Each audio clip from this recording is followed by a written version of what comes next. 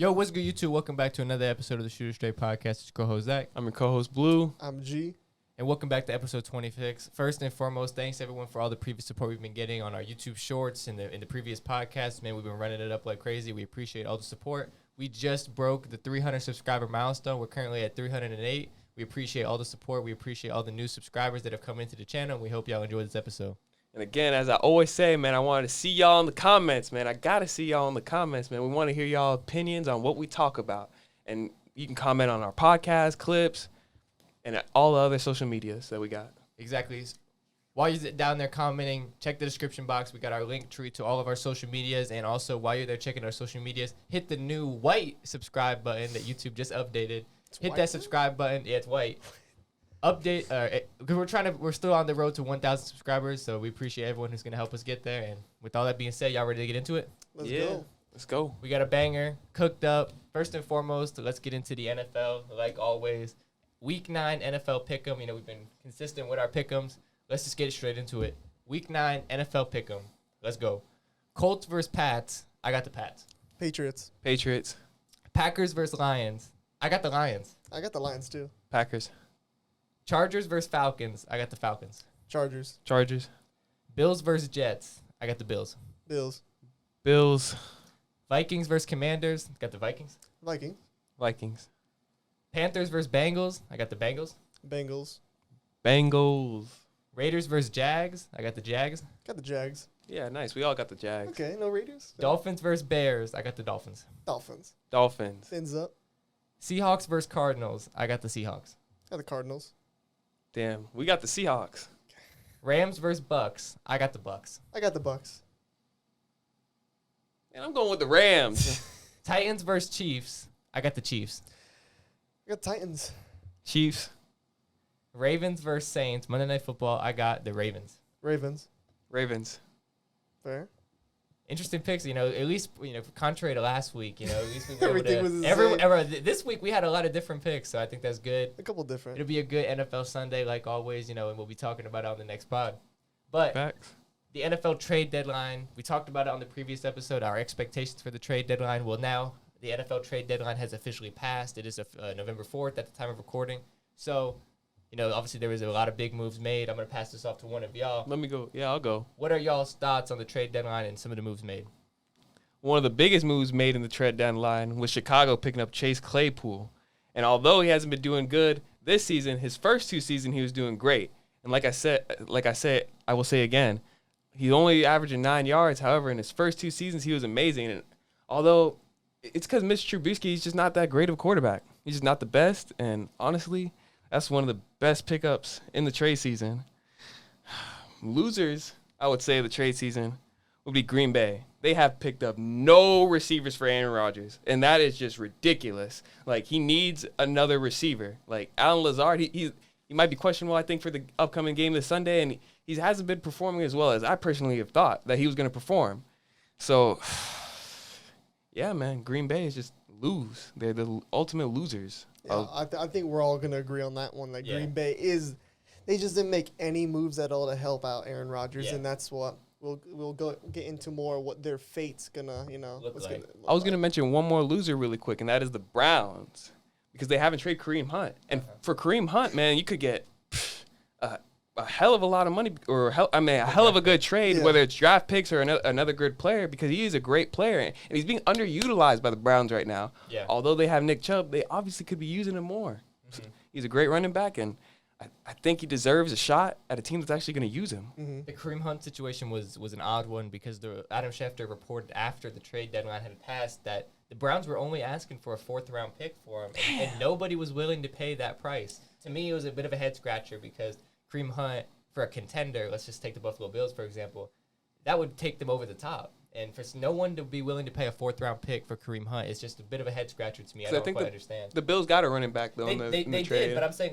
I'm taking Kareem Hunt over Nyheim Hines. Of course, any day of the yeah. week. No, that's no disrespect to Nyheim Hines. He's a great pass-catching back. Yeah. And he's going to do great things for the Bills. But I'm taking Kareem Hunt all day, every day over him. And another thing is, like Kareem Hunt, he wants to leave because he's being underutilized. He wants to go, bro. So, the connection there and the chemistry is just not working out, bro. He just got to dip.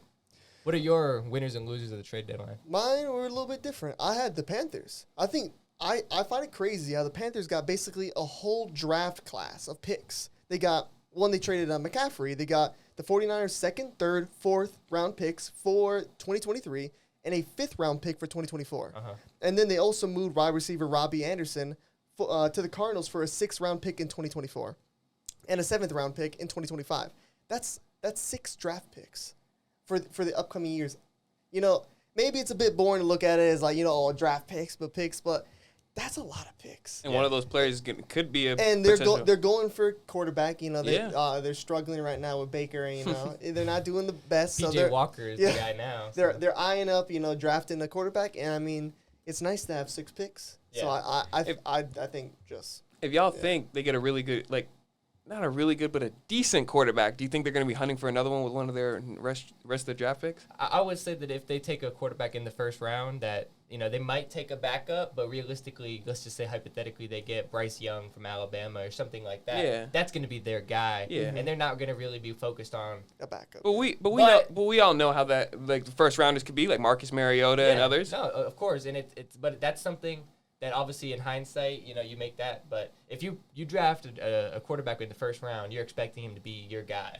You know, and I don't think there's a few scenarios in the past where I'll take it to all the way back to when RG3 got drafted with Washington. At the time, it was the Redskins, now the Commanders. They drafted RG3, number 2 overall, and then I think in the 6th round of that draft, they drafted Kirk Cousins.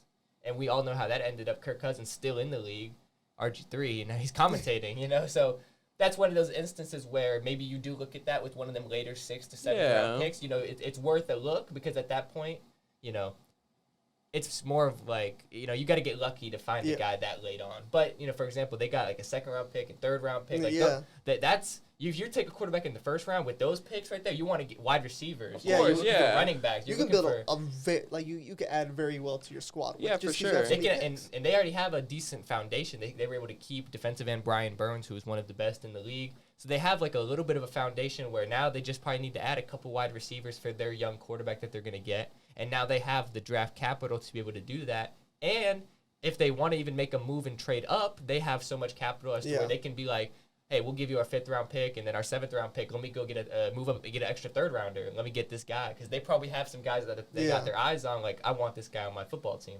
You know? Yeah, for sure. Yeah, you got it. What are your losers? I think there's you got another winner? I think they're like, to me, they're the clear winner of everything. Like, to have that many picks. But I think the loser, you know, we just agree. It's the Packers. The fact that the Packers could not add anything to this team, it's disgraceful. The fact it's borderline almost sabotage because the season's been so bad that there's looking like people are thinking they're not going to make the playoffs at all. And then, you know, the management's just looking at this being like, well, we just won't make any moves. You're wasting a year of Aaron Rodgers that he doesn't have very many left. So the fact that they're wasting it is kind of like, you know, like, come on. And I mean, it's not like there wasn't moves to make. You can make moves. If you are desperate, Green Bay can make moves. I don't know if they're holding out on Odell coming there or something, but like, even if you got Odell, you need more, a little bit more to be, you know, throw your hat in there, you know, as a contender. But, you know, it just sucks, I think, and they're the clear loser. And it's not even like they didn't have the opportunity. You know, there were some other wide receivers that got traded, for example, Robbie Anderson, although it was like a week ago or 2 weeks ago. But even beyond that, a guy that didn't get traded, who was expected to get traded, wide receiver Brandon Cooks from the Houston Texans, he was at the front office door begging to be traded. Yep. He was begging, and he didn't even play yesterday's game against the Eagles because of the fact that he was so mad about not being traded, reportedly. Mm-hmm. The Green Bay had that opportunity. They had so many opportunities. They have draft picks. They could have made the trade if they really wanted to, and for some reason they didn't pull the trigger. And it's baffling, and I agree with both of y'all. It's borderline sabotage at this point. I mean, to waste a year of Aaron Rodgers' career, it just sucks for me. You know what I mean? Like, you think Brandon Cooks should have got traded? He should have been. Yeah, I could wanted it, and the Texans should be wanting to get draft picks. Exactly. I was going to say that they need to rebuild. Yeah. Like, they have to rebuild. So them not trading for Brandon Cooks is freaking ridiculous. There is no reason for the Texans to have Brandon Cooks on their roster right now. They're not going anywhere. But is it more of like Houston not wanting to do it or the Green Bay not wanting to do it? Yeah, it's a good point. I think it's just more Green Bay. Just I don't know if they just weren't trying at all. I don't know if they even cared. Might have not gave up good enough a trade. I don't know. Yeah, they might have been lowballing. We don't know, but it's just baffling to me because on paper it's the perfect fit. Not one. And even if they didn't get Brandon Cooks because Houston was asking for too much or they didn't want to pay or whatever, you got to get somebody. You got to get somebody. Somebody or something. And I was going to talk about this a little later, but alluding to your point that you made about Odell, obviously they might be holding out for Odell, but I don't think Odell is making that move, at this point because we see how bad they are. But even if they did get Odell, by the time Odell is ready to join and sign a team, they're not even going to be in the contention. I think they're losing this weekend. That they could fall to 3-6, and even if they do win this weekend, it doesn't make a difference. It doesn't make a difference. Even if they got Odell, it's going to be 2-3 weeks. That's not going to all of a sudden change their season and they're going to make a 6-game winning streak and somehow sneak into the playoffs. Yeah. It's just not going to happen. I looked ahead to the Packers' schedule. Green Bay, their next games, the Lions, the Cowboys, the Titans, the Eagles, the Bears, the Rams, the Dolphins, Vikings, and then the Lions again. Jesus. Realistically, I only see 3, maybe 4 wins in that schedule as it is right now. And if they add Odell, I don't think that number changes for me. So I'm sure They're not making the playoffs. I was going to say, we're pretty sure. The Green Bay Packers are not making the playoffs. They ain't making the playoffs. No way. What do y'all think? Do you think the Packers can make the playoffs? Not a chance. Not a chance. Not a shot in hell. Yeah. No there's just realistically, even if they had an easier schedule, they're just. I don't even think they're like. I don't think they're gonna beat the Lions. Twice. Yeah. They might. I think them and the Bears is a toss-up at this point. Justin Fields. They just added. He's looking good. Yeah. They're looking a lot better. Exactly. They're looking great. The Packers are on the decline, and the Bears are honestly on the incline. It's. But. For me, my trade deadline, overall winners, I agree, that the Panthers were a winner, obviously. However, I have a couple, winners, but my overall winner, I have to give it to the San Francisco 49ers. Okay. And although it's the contrary, I do think that they gave up a lot of draft picks to get Christian McCaffrey, but we've already seen it now. I've seen it with my own 2 eyes, just how dynamic of a running back Christian McCaffrey is going to be for this San Francisco 49ers offense. We saw him be, I think, the 5th player in NFL history Triple Crown. To have a throwing touchdown in a game, a rushing touchdown, and a receiving touchdown. And obviously that's not going to be quite as consistent, but you can see that Kyle Shanahan is going to find a way to get Christian McCaffrey the ball in so many different ways, and he's just going to open up that offense. And they absolutely dismantled the Rams, I think, and they didn't even have Debo. So let's just imagine how dynamic this offense is going to be when they get Debo Samuel back along with Christian McCaffrey. I think it was the perfect move, and it's hard to say that they aren't the biggest winner of this trade deadline. Yeah. However, only time will tell. Yeah. Obviously, for me, a winner has to be, and I think for everyone, the Miami Dolphins. And we're gonna talk about them in depth here. But for me, Miami Dolphins, obviously they made the moves that they had to make. First of all, I said it on the pod last episode, the Dolphins should be the number 1 suitor for Bradley Chubb. Well, we all know what happened. They went and got Bradley Chubb. They gave away the 1st-round pick and the 5th-round pick, and they made it happen. They had to make that trade. Bradley Chubb is an elite player. He's going to take the Dolphins' defense over the top. And then also, besides the fact that they made that to improve their defense, which was the weakest part of their team, they add a utility back in Jeff Wilson Jr. from the 49ers, which he's familiar with Mike McDaniel's system. He knows what he's going to want to do. He's going to be a plug-and-play back. And they already have Raheem Mostert, so it's going to be Raheem Mostert and Jeff Wilson. I think that's going to do wonders for the Dolphins. They can both catch the ball. They can both run the ball. They're just like similar to Christian McCaffrey. They're going to be utilized in so many different ways. It's going to open up the Dolphins' offense. I think the Dolphins are big, big winners. You think they're making the Super Bowl, though? Are they Super Bowl contenders? Are they making the Super Bowl? I'm not going to go that far and predict that quite yet. However, I will go ahead and say the Dolphins are definitely Super Bowl contenders. Don't get me wrong. They are contenders. They are, at the bare minimum, in my eyes, they're a top 3 team in the AFC at this moment. Yeah, I'd agree. It's the Bills, the Chiefs, and the Dolphins. Those are the top 3 teams in the AFC right now. Are the Dolphins going to go into Arrowhead or go into the Bills, in January and beat them in the playoffs? I don't know. I'm not ready to go that far, but they're going to be there. It's going to be a tough matchup. They're a good enough football team to do it, though. I will say that. Yeah. It's not one of those things where they'd go in and you just you just immediately write them off. There's a chance. They have a chance. There's a chance. Because Bradley Chubb is really going to open up that defense. I mean, look, he has 26 sacks in his career, which some people are saying that this is a bad trade for the Dolphins because he only has 26 sacks in his career. However, let's not forget that in 2019, he was out for the whole season with an ACL injury. In the 2021 season, he had a little bone spur ankle issue, which kept him out to miss the whole season. So in reality, he's only played 49 games in his career, 26 sacks. Doesn't make it quite as bad. But that doesn't even really scratch the surface of how good of a pass rusher he is. This season, he ranks 3rd in the NFL in pass rush win percentage rate. He's up there with Micah Parsons, 11 from heaven. 11 from heaven. And Myles Garrett from the Cleveland Browns. That is elite company. That is elite company. Yeah. So the sacks just don't tell the full story of how good Bradley Chubb is.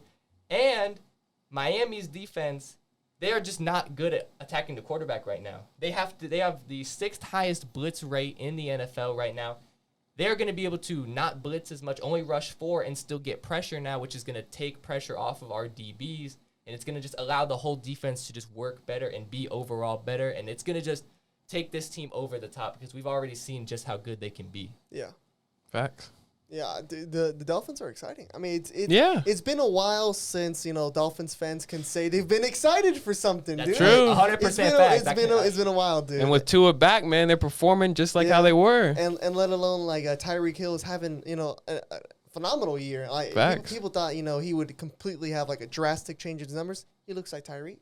Because people were sleeping on Tua. Yeah, right now he's on pace to break an NFL record for receiving yards. Oof. Like, dude, Tyreek's going crazy, and Tua's, he's doing what he has to do. Is he the greatest quarterback in the league? No, but he's doing what he has to do. I mean, right now in most statistical quarterback categories, although he did miss 3 games because of the injury, he's top 5 in a lot of those categories.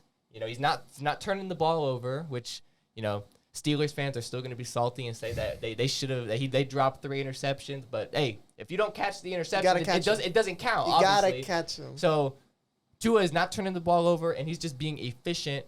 And we've saw it. Although it's the Detroit Lions and they're not the best football team in the world, we have now seen this Dolphins team win in a lot of different ways. We saw them against the Buffalo Bills, how they kind of scrapped it out and won that game. Oof, and now we've also seen them come back. The Dolphins were losing 14-0 against the Detroit Lions, and they were able to come back and win in the second half. You got to give them credit for being able to do that, even though it is the Detroit Lions. You know what I mean? Facts. We have seen them win different ways, and versatile. That's at the end of the day, that's showing that championship mantra that they got. Mm-hmm. Are they going to make it or anything like that? I don't know. I'm not quite ready to go that far, but contenders for sure in my eyes. Yeah, I agree. Facts. I think y'all ready to get in the next topic, right? Yeah. Yeah, I'm ready. Yeah. Let's get a little mid-season review about the NBA. Are we switching? The NFL. Oh, my bad. NFL. I'm tripping. Yeah. We're gonna get into the NBA in a second here. My bad. I'm tripping. Some crazy news going on there, but mid-season NFL review. My bad. I'm tripping. No, you're good. You're good. Yeah. You're good. Mid-season NFL review. Obviously, we are entering Week 9, and we don't quite have a midpoint anymore with the NFL because they added the 17th game, so there is no official midpoint, but it would be around this 8 to 9 week. So we are about to be 9 weeks into the NFL season. What are y'all's biggest takeaways from what you've seen so far this season in terms of teams and everything? I think for the plus side, like who's been the most impressive, it's obviously the Eagles. Like no one expected the Eagles to be still probably undefeated around this time, and the fact that how electric their offense and how great they are defensively. I mean, you just have to give them their flowers. They've definitely proven everybody wrong, and now it's time to you're getting time where shit's getting serious. Mm-hmm. So where we're getting closer and closer to when rubber meets the road, and it's gonna be exciting. It's gonna be exciting to see when the Eagles play the best teams in the league, and switching from the top to the low. The most disappointing has to be tied with maybe the Colts, Broncos, and Raiders. Just absolute disappointment from all 3 of those garbage. The fact that the Broncos have made me look like a muppet on this very I backed them. I do blame other influences outside of my life, but the Broncos just have let me down completely. I have no faith in them. I probably won't pick them to win another game ever after I hate them. And probably another one I was going to ask you about is, you had the Chargers a lot higher. How are they made you feel through this entire season? I mean, I didn't only have the Chargers winning their division. I had them making the Super Bowl. Facts. And you had an all LA Super Bowl, right? Yeah, I did. And obviously, but so far, that is looking like that the is worst the take furthest of all thing time. that could possibly. The Rams are definitely not making. They're definitely not. Like there was like almost talks that they could fucking miss the playoffs. Yeah, dude. they might make the Facts. playoffs. That's like really. Sean McVay is rumored to maybe retire now. It's getting that bad. It's so bad, And I also do want to ask your opinion that just like I've seen a lot of people saying that Justin Herbert is like has completely not been living up to what he has, and I was wondering what your thoughts on that were. I would say overall with the Chargers in general, they have just been massive disappointments. Although I think right now, like on the current NFL playoff picture, they've snuck in as like the 7th seed. Yeah, that doesn't really change my opinion at all because this team has the talent to be a number 1 seed. Although they're missing Keenan Allen. They're missing Keenan Allen. They did on pretty much the whole season. They've been missing him. And J.C. Jackson injured now. That they haven't had Joey Bosa. I will say the Chargers have been a very injury-plagued team. However, this is something you mentioned even before. That it just depends on the injuries. Yeah. They just all got injured. And pretty much, even without that, though, they still have a healthy Austin Eckler. They still have Mike Williams. They still have Gerald Everett, who's a really good tight end. And obviously, you have what a lot of people said was arguably the best quarterback in a stacked quarterback draft class that had Joe Burrow, Justin Herbert, and Tua. They said Justin Herbert was the best guy. And so far this season, although he hasn't had Keenan Allen, I just have not quite seen Justin Herbert live up to that hype. Was I one of those guys that bought into the hype? Yes, I was because we've seen it. We've seen flashes of just things that just blow your mind. Yeah. But then overall, and whether you want to put that a little bit on the coach, and I got into him before, I don't think the Chargers coach is doing a great job. I think he honestly is on the hot seat. But you got to put some of that blame on Justin Herbert. Ultimately, he's just not getting it done. And he still, even without Keenan Allen, he still has great offensive weapons. Yeah. And at the end of the day, they need to be better than what they are. And it's disappointing that they aren't. However, I'm not quite ready because they're at that 4-4 record. I'm not quite ready to write them off because I think if Keenan Allen does come back and if they are able to kind of figure it out and they can get healthy, they're a team that you don't want to play come playoff time because just of the talent, on paper, how good they are. But we have not seen their talent on paper translate to on the field yet, and we might never see it at this point. I can agree with you that the injuries don't make an excuse for how bad they've been playing because they do have really good offensive weapons. Yeah. My biggest takeaways, I didn't really write any notes about this specifically, but I'm going to say straight up, the Bucks, man. The Bucks, bro, man. Tom Brady, I was having bro. a feeling one of you guys were going to say that. Bro. if he wasn't going to say it, I was going to say it. He was going to say it. Bro, Tom Brady, bro. Yeah, he got you got Mike Evans and you got other weapons that are hella need to be utilized, bro. Like, you're not throwing dimes, man. Go back out there and throw some dimes. Yeah, I don't really know what's going on with the Bucks right now. It's really weird. They just lost Shaq Barrett. It's problems on both sides of the ball. Yeah, defense and offense. Like they're just doing horrible. Come on. Like you used to hear all the time. You don't run against the Bucks. You don't run. You can't run against the Bucks. And now Todd Bowles' defense is getting ran all over. They're throwing a party over there. And now the defense is looking like the offense. It's not looking great. And, Tom Brady, we even had this conversation before even the season started when there was the conversations with him and his now soon to be divorced, wife. And you guys are like, it won't affect Tom Brady at all. I said it would. And as you can see, I think it's clearly affecting him. Yeah, the way that he plays this because Tom Brady's human. We can't he's the greatest thing we've ever seen, but he's human. This is bothering him, and it's something in the back of his mind every single day, every second. Facts. I knew it was going to affect him initially. I just didn't know it was going to hold on for this long. Yeah, But divorce is a long process and all that stuff, so it's pretty traumatic. Exactly. I will say that I definitely can agree that it is playing with Tom Brady's head. However, my problems with the Bucks, and I said this last episode when we talked about the Ravens game. My problems with the Bucks don't necessarily lie in Tom Brady's hands. And I hate Tom Brady. I would love to put all the blame on him. But from what I'm seeing with the Bucks, I said it last episode, they can't run the ball and they can't stop the run. And that's where my Facts. issues are with the Bucs. You're not going to win anything. You're not going to win You any can't win games. games like And that. I said it last episode. They have the worst rushing offense in the league. And you have Leonard Fournette back there. and it doesn't make it doesn't make any sense. Including rushing the pass. They're just not scoring, period, though. No, Overall, they're just not scoring many points. I don't think they've gotten more than 24 points this season. Exactly. That's literally they're averaging something like 19 points, bro. No. And I was going to say, outside of just that, the issues with the rushing game on offense and defense, I think it is important to now notice, and maybe we underestimated it at the time. I think I did. I don't know about y'all. I personally underestimated it. The loss of Bruce Arians as head coach. I think we didn't think it would affect it this much. Because of the fact that they kept Todd Bowles and Byron Leftwich and most of that staff, and it just Bruce Arians just kind of left. Thought it was gonna be good. We thought it was gonna pretty much just be okay, same old Bucks.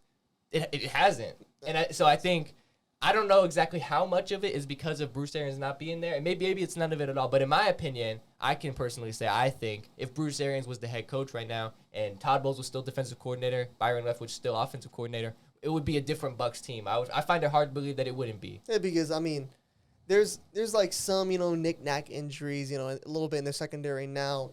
Last game against the Ravens, Shaq Barrett's out for probably 8 months. Torn Achilles. Yeah. But I mean, as far as offensively, they got what they need. They got Mike Evans. You got in and out Julio Jones, but that's Chris whatever. Godwin. Chris Godwin's is healthy, and it's just like it looks like Tom Brady's rapport with his receivers is just not there. And it's weird because... And it's overall in the NFL, like as we talked about earlier before the podcast, it's just this NFL season just hasn't been great. Like the teams have been underperforming. One final thing about the Bucs for me, at least personally, it's weird what you say about him not quite having the rapport with his wide receivers because they have chemistry, but also it's not like Tom Brady doesn't have a good offensive line around him. Statistically speaking, he has one of the best offensive lines. So it's not like he's not getting the proper time to throw.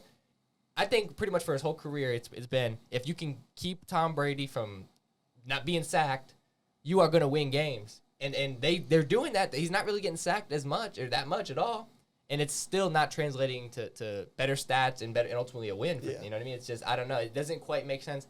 The Bucs, for me, are one of the biggest question marks. It's like, what happened with this team? It'd be even when it comes down to their third down conversion rate. I think I've not double checked, but it has to be one of the worst. Yeah, every game that I watch, but they can't convert a third down to save their lives.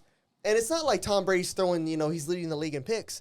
He's just being ineffective. The offense is about as dangerous as a butter knife, man. It's not looking great. And I don't really know what's going on. I'm hoping that because I picked them to go to the Super Bowl. I picked Bucks, Bills, and I have to stand by that pick. But if they don't switch, if something doesn't change, it's not looking great. What do you guys think has been the cause of this poor NFL play? For me personally, I think it's a mixture of defenses getting a lot better.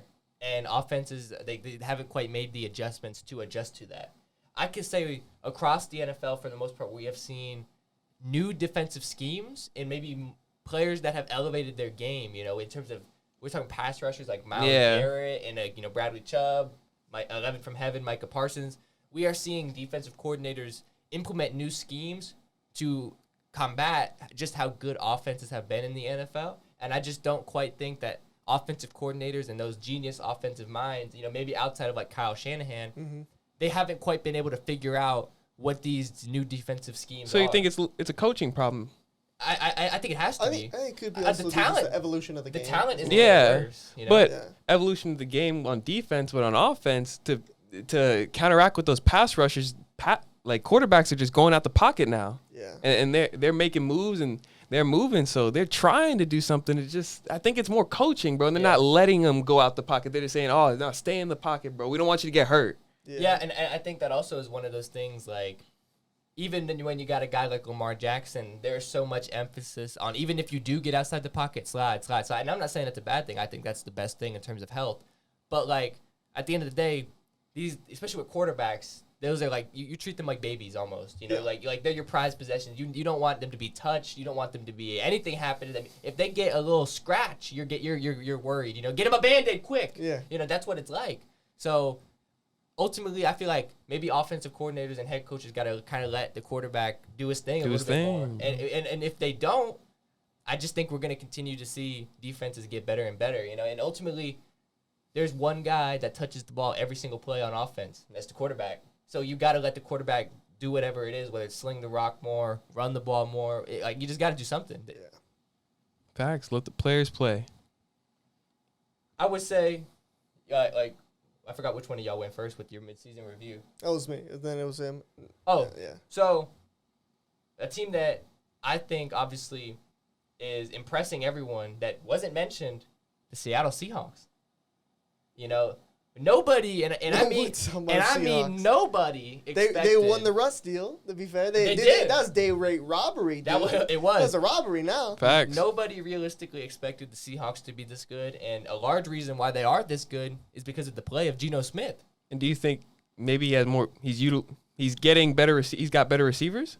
I think it's a mixture. He has better receivers, but I think he has a coach in Pete Carroll that actually believes in him. He trusts him. And I was able to take the time and watch pretty much the full game of him playing against the Giants. And we know the Giants, they're a pretty good team, a really good defense. And I saw Geno Smith really poised in the pocket. He's taking what the defense gives him. And to be honest, the Seahawks should have won that game by a lot more than they did because Tyler Lockett kind of sold on a couple of times. You know what I mean? He literally dropped an easy touchdown pass. He was able to make up for it and catch pretty much, I think, the one that put them over the top to get the win. But we are just seeing Geno Smith not turn the ball over, like I said. That's the most important thing as for a quarterback. And ultimately, that defense is doing its thing. And it's crazy to say, but they're a contender in the NFC. I wouldn't say that. They're a contender. I wouldn't say that. It is crazy to say, but since there's been a lot of shitty football right now, they are a contender. I think they might win their division. Yeah, they could, but further, other than that, I don't think I don't think they're making the Super Bowl or anything like that. But they're a contender. They're going to be. Can they win a playoff game?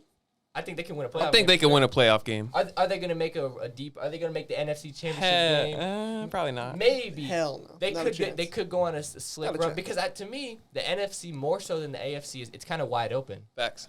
Although I do think there are some really solid teams. There's a lot of teams that kind of their record doesn't quite show how good they are. For example, the 49ers right now, they're 4-4.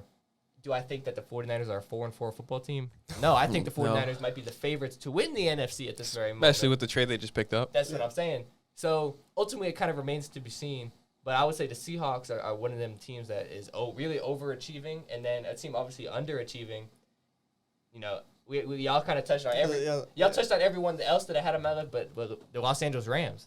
We kind of touched on them for a little bit. Of course. Obviously, they're severely underachieving, and it's getting so bad that Sean McVay is going to retire. Call it quits. But I didn't put that down because this is kind of what I expected. You lose Von Miller, you basically lose Odell. Because when you lose two players that are that monumental in your scheme how you play, just because Von Miller took a lot of pressure off Aaron Donald, that made their getting to the quarterback literally so much easier. It's like they always got to your quarterback because those guys are two monsters. And then you had Odell and Cooper Kupp, so you could not. And Odell started to flourish more, and defense was like we cannot let Odell do this to us. So now we had to spread it over, and now Cooper Kupp is getting a little bit more open. But now we're not seeing that. Yeah. Would you guys say Matt Stafford brought out the best in Odell Beckham Jr.? I think he's the best quarterback Odell's been with. I could agree with that. So I would agree. Yeah. But I do think that probably Odell will end up going to a team this season that has a better quarterback than Matt Stafford. Yeah, most likely. He's probably gonna go to the Chiefs or the Bills. I think. That would be the smartest move. I mean, we saw him with Matt Stafford. God knows. Dude, I think Patrick Mahomes and Odell Beckham. Oh my God. I do think it's probably looking a little bit less likely at the very because they just signed. They traded for Kadarius Toney. Yeah. Obviously that was a really good move, but obviously. Last season's Matt Stafford is a lot different than this season's Matt Stafford. I think we've seen a Matt Stafford regression, to be honest. He hasn't been the same quarterback that we saw last season. Yeah, they're struggling to protect him. And a lot of it comes down to that. They're struggling to protect him. He's not the most mobile guy in the world, but it also does come down to basically the offense is literally just Cooper Kupp or bust. Yeah. It's Cooper. They have no running game either. Yeah, and you're just not going to go very far. A lot of people picked them to go back to back, and that's just That's crazy.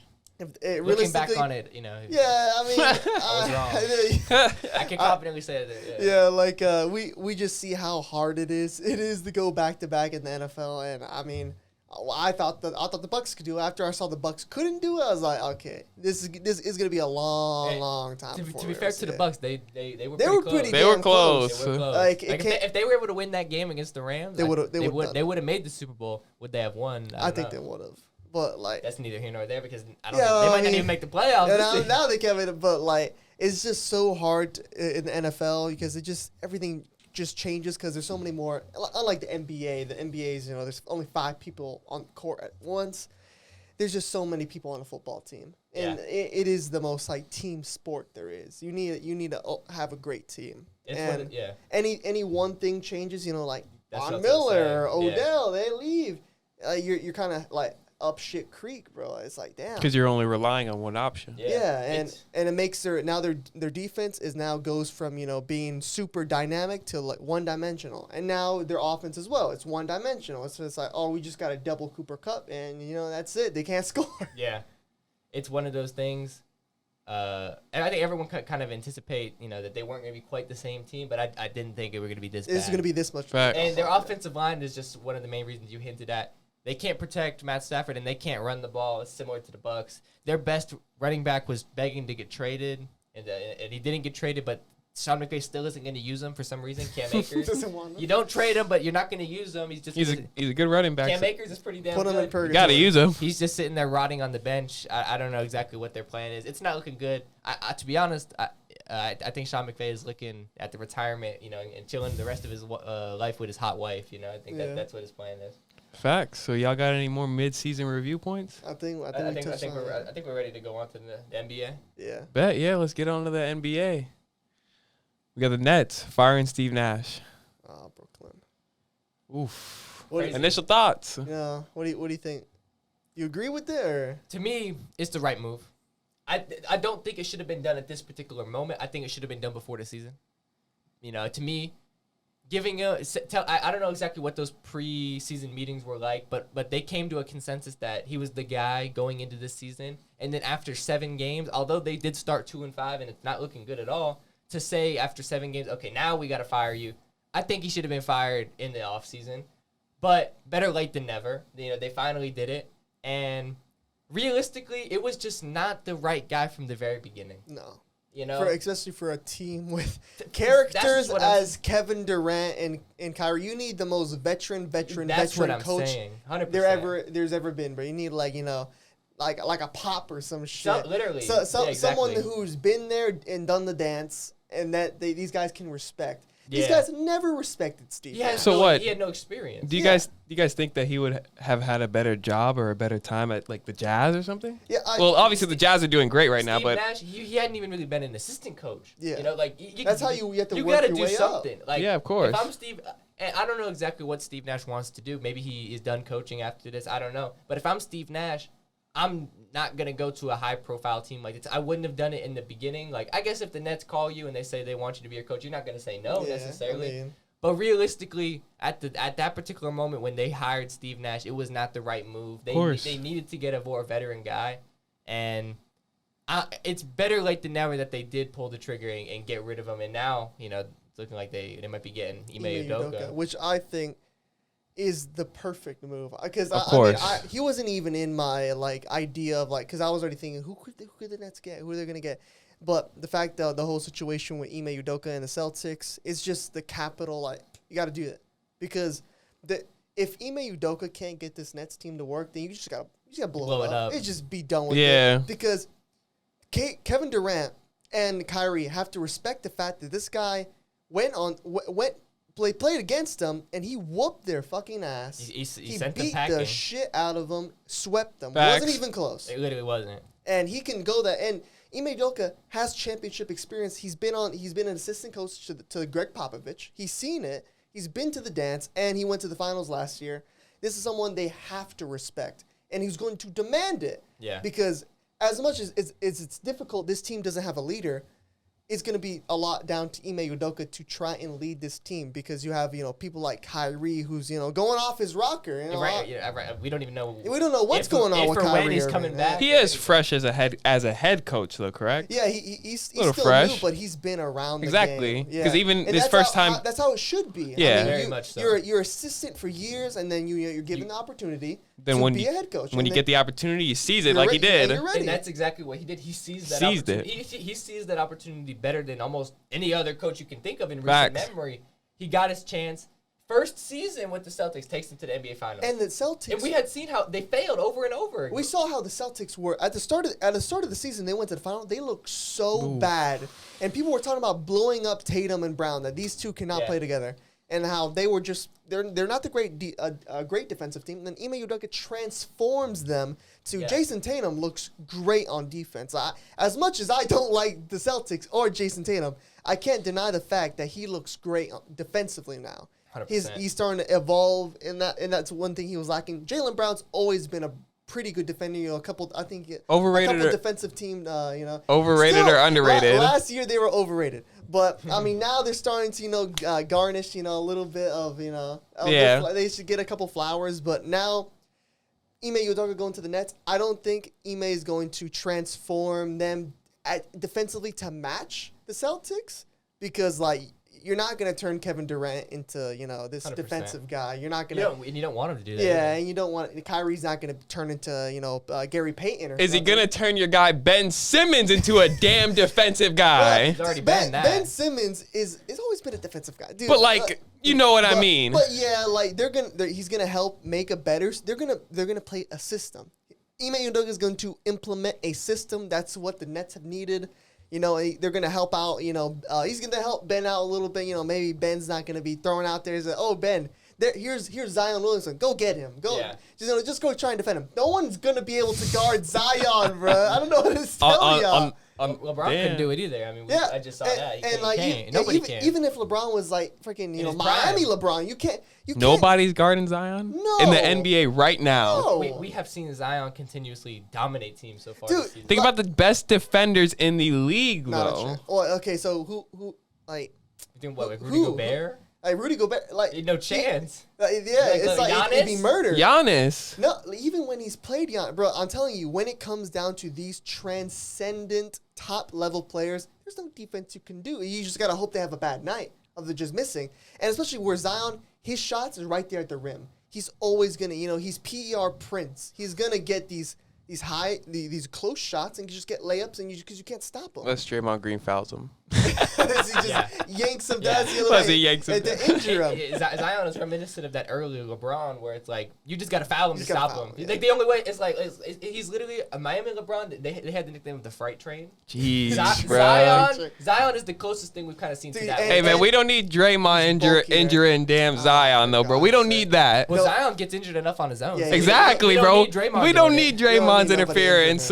But I mean, even back to if you just look at who's Ben Simmons had to guard, it's not fair, bro. No. He had to guard Giannis, man, and Giannis already doesn't like this damn guy, bro. Yeah, so he's gonna go out of his way and drop 43 on his ass, and it's just damn, it's fucking Ben Simmons, but.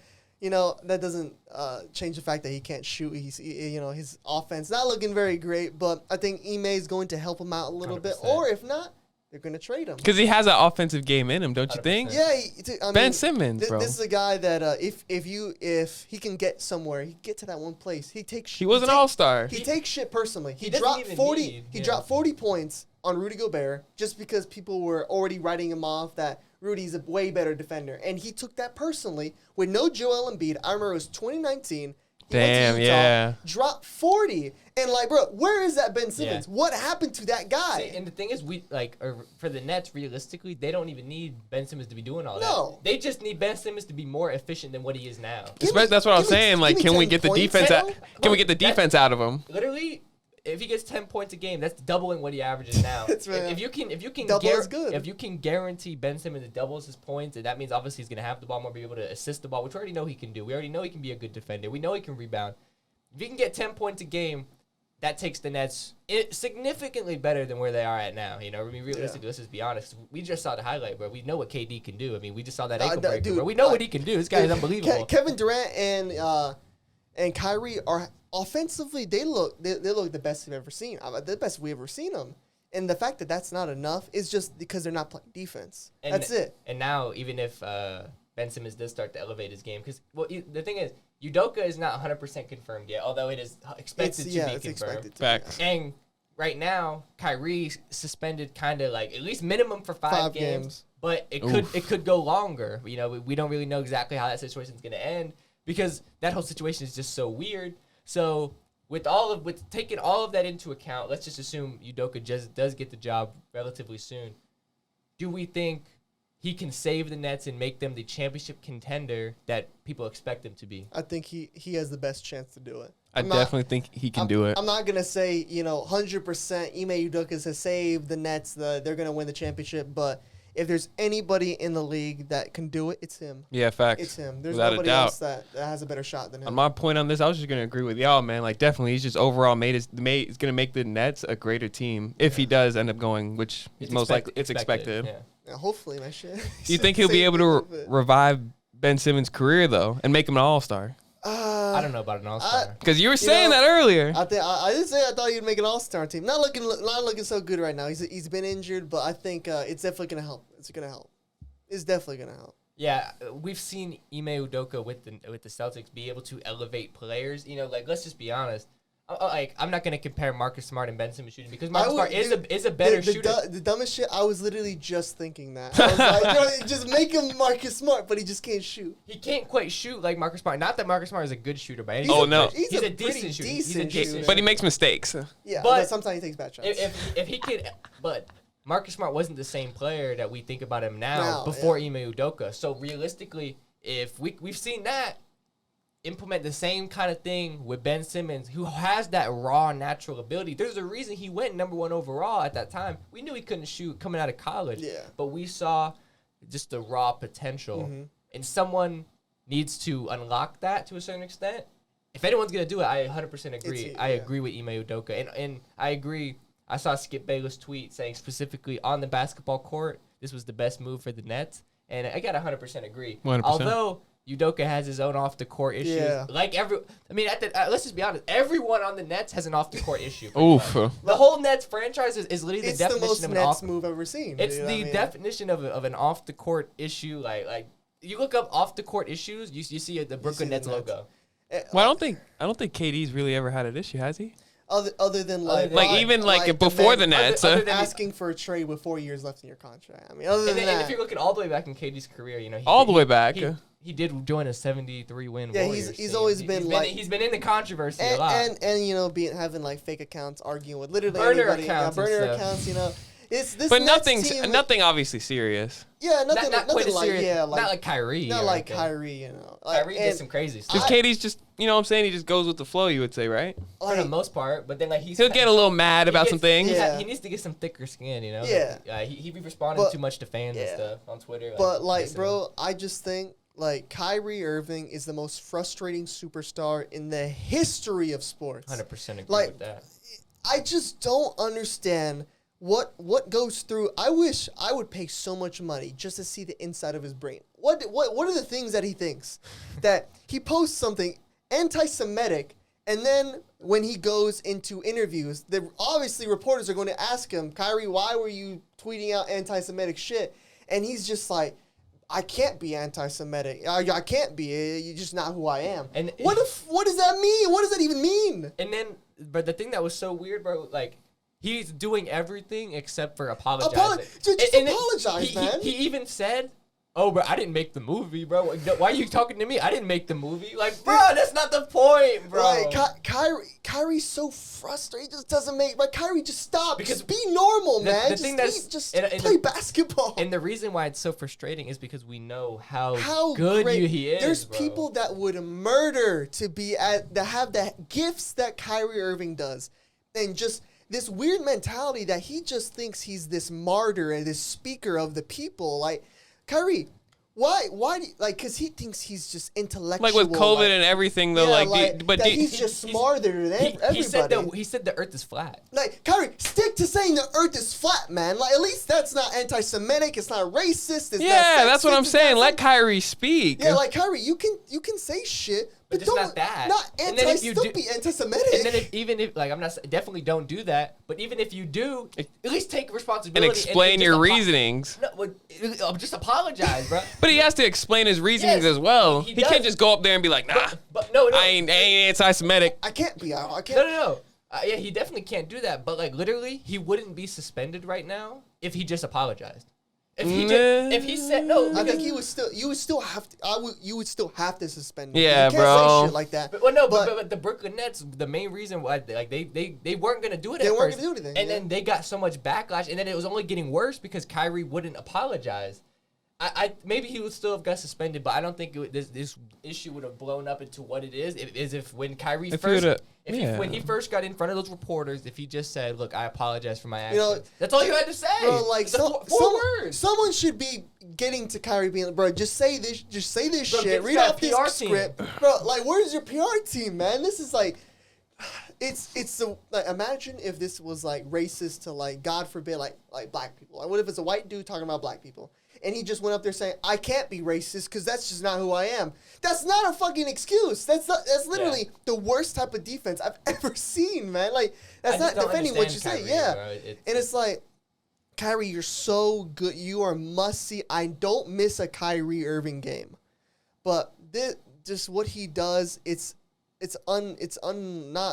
not helping his career, but it's like it's unexplainable. I don't know why he thinks like this. Why he has this facade that he's this like smart dude, that he's smarter than everybody is. Like he's looking at these reporters like basically he's all the way up here and they're down here, and he's just like y'all just don't get it. That wasn't anti-Semitic. Your brains just can't understand what I'm saying. Like, what does that even mean? He has to understand the position that he's in, bro. Because in all reality, bro, there's many people posting anti-Semitic stuff all the time, bro. And this is just justifying. It's just like, look, Kyrie agrees with me. I hate Jewish people. You know what I'm saying? People are posting that all the time, bro. But like Kyrie has to understand the position that he's in, bro. And like, sure, he can speak on some issues, bro, and stuff like that, but he can't just be blatantly anti-Semitic or racist or anything like that. Yeah, he's calling for Kanye.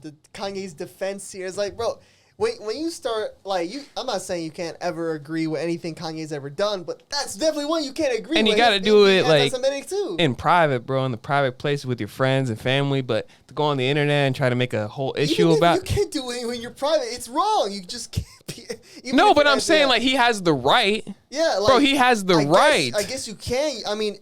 No one's stopping him. No one's stopping him from being anti-Semitic between his. Does that make it right? No. But that doesn't mean like. But I get what the point you're trying to say. Yeah. Just don't, like at the bare minimum, don't post it all over social media. Yeah. Like, if you're gonna say something stupid, dude. But he has the freedom to speak whatever he wants in his private home, bro. Yeah, like that doesn't make it right. Yeah. No, but that doesn't necessarily make it right. Just keep it out of media, then, dude. Like if you're gonna be like this type of guy, I mean, don't. But that's just not who Kyrie is, dude. He's and at this point, we just gotta accept that. I'm just curious. What is he gonna say next? Because this is not gonna end. He's gonna say something else. Take away his phone, bro. Take away his phone, bro. Elon Musk banned him off Twitter, dude. I don't know. We need Zuckerberg to ban him off Instagram, bro. Like enough is enough, bro. Just go to the gym, go home. That's it. Dude. Like, I just don't get it, man. Yeah. You ready to get into the next one? What's next? Milwaukee Bucks. We talked about last episode our thoughts on some underperforming teams. We're going to get into them. We got, obviously, arguably the biggest underperforming team in the whole NBA coming up. But let's touch on some teams that are, maybe not necessarily exceeding expectations, but teams that are performing very well so far. First things first, in the Eastern Conference, the only undefeated team left in the entire NBA, the Milwaukee Bucks. What are your thoughts on the Bucks so far?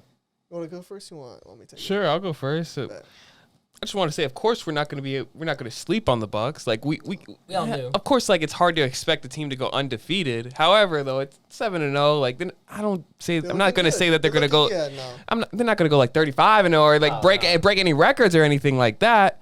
But I can't say that we expected this. It's Giannis, Chris Middleton. They got good players on their team. Yeah. Like, and Drew Holiday, they got good players. The fact that they haven't had Chris Middleton. Chris Oh, Middleton's yeah. been injured. Yeah, and they're still doing this. and That's they're still doing true. pretty good.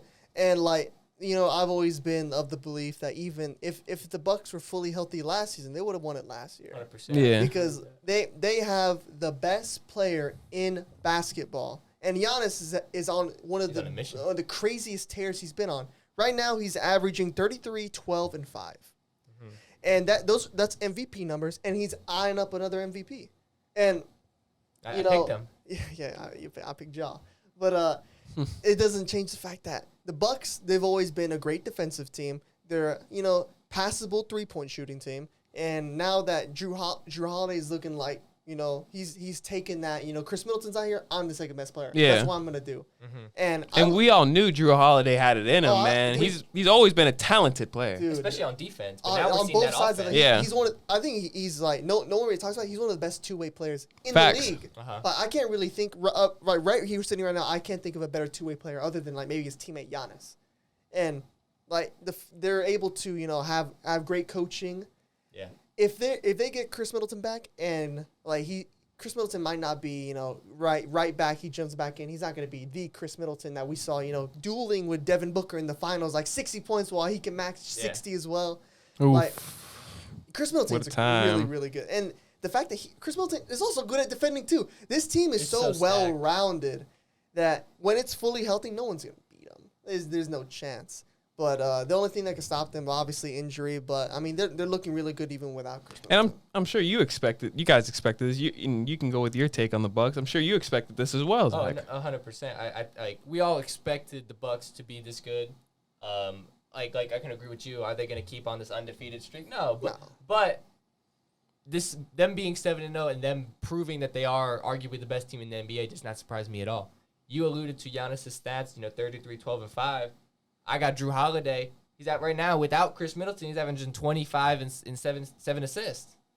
And we already know, obviously there are defensive stats, but there's a lot of defensive stats there that aren't quite in the box score. Yeah. We know how good of a defensive player he is, and you alluded to just how well-rounded they are as a team, and we're just so starting to see that.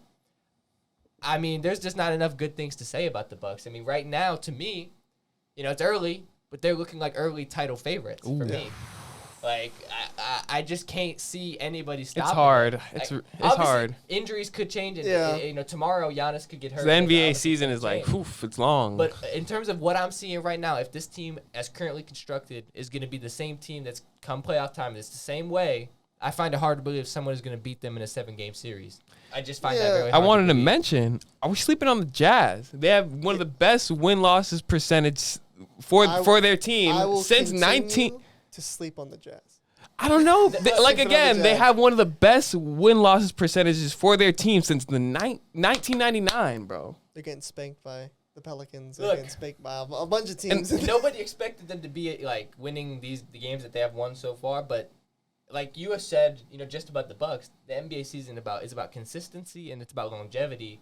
The Jazz might be starting off real good, but come game 82, bro, they're not gonna quite. They're not gonna be. They're not going to be in the Wembanyama sweepstakes potentially because I don't think they're going to be there. They should be, but they're not going to be. what they've done. They're not going to lose enough games to be in those sweepstakes, but they're probably going to be 25, 30, 35 Going to wins. the playoffs? They might Maybe. they might sneak But in. they're not gonna do nothing They might special, sneak into the play-in games. So you don't think they'll be able to keep up this performance? I highly doubt it. Ooh. Dude, they just don't. They don't have They any. just don't- They don't have any stars. They don't have a star. They just don't have. The I don't know. similar talent. I've just been watching the game. I mean, They playing good ball They're playing they're good ball. playing good ball, but when it comes down versus to some good teams. they run up against a superstar come playoff time, they're getting folded, dude. I mean, they're getting folded up like Playoff time is different. And realistically, bro, I just don't see them sustaining what they're doing now in terms of the whole 82-game season, and it's gonna kind of average out to what we expected. Yeah, you know what I mean? It's the Jazz at the end of the day, no superstar, and although they're one of those teams. They have a lot of good players, but no true number one superstar or anything. They're just a good constructed team of role players almost that is playing good basketball right now. And it's rare, but that's made it places in the NBA. It has. It's made it places in history when you look back. But I Like don't. who?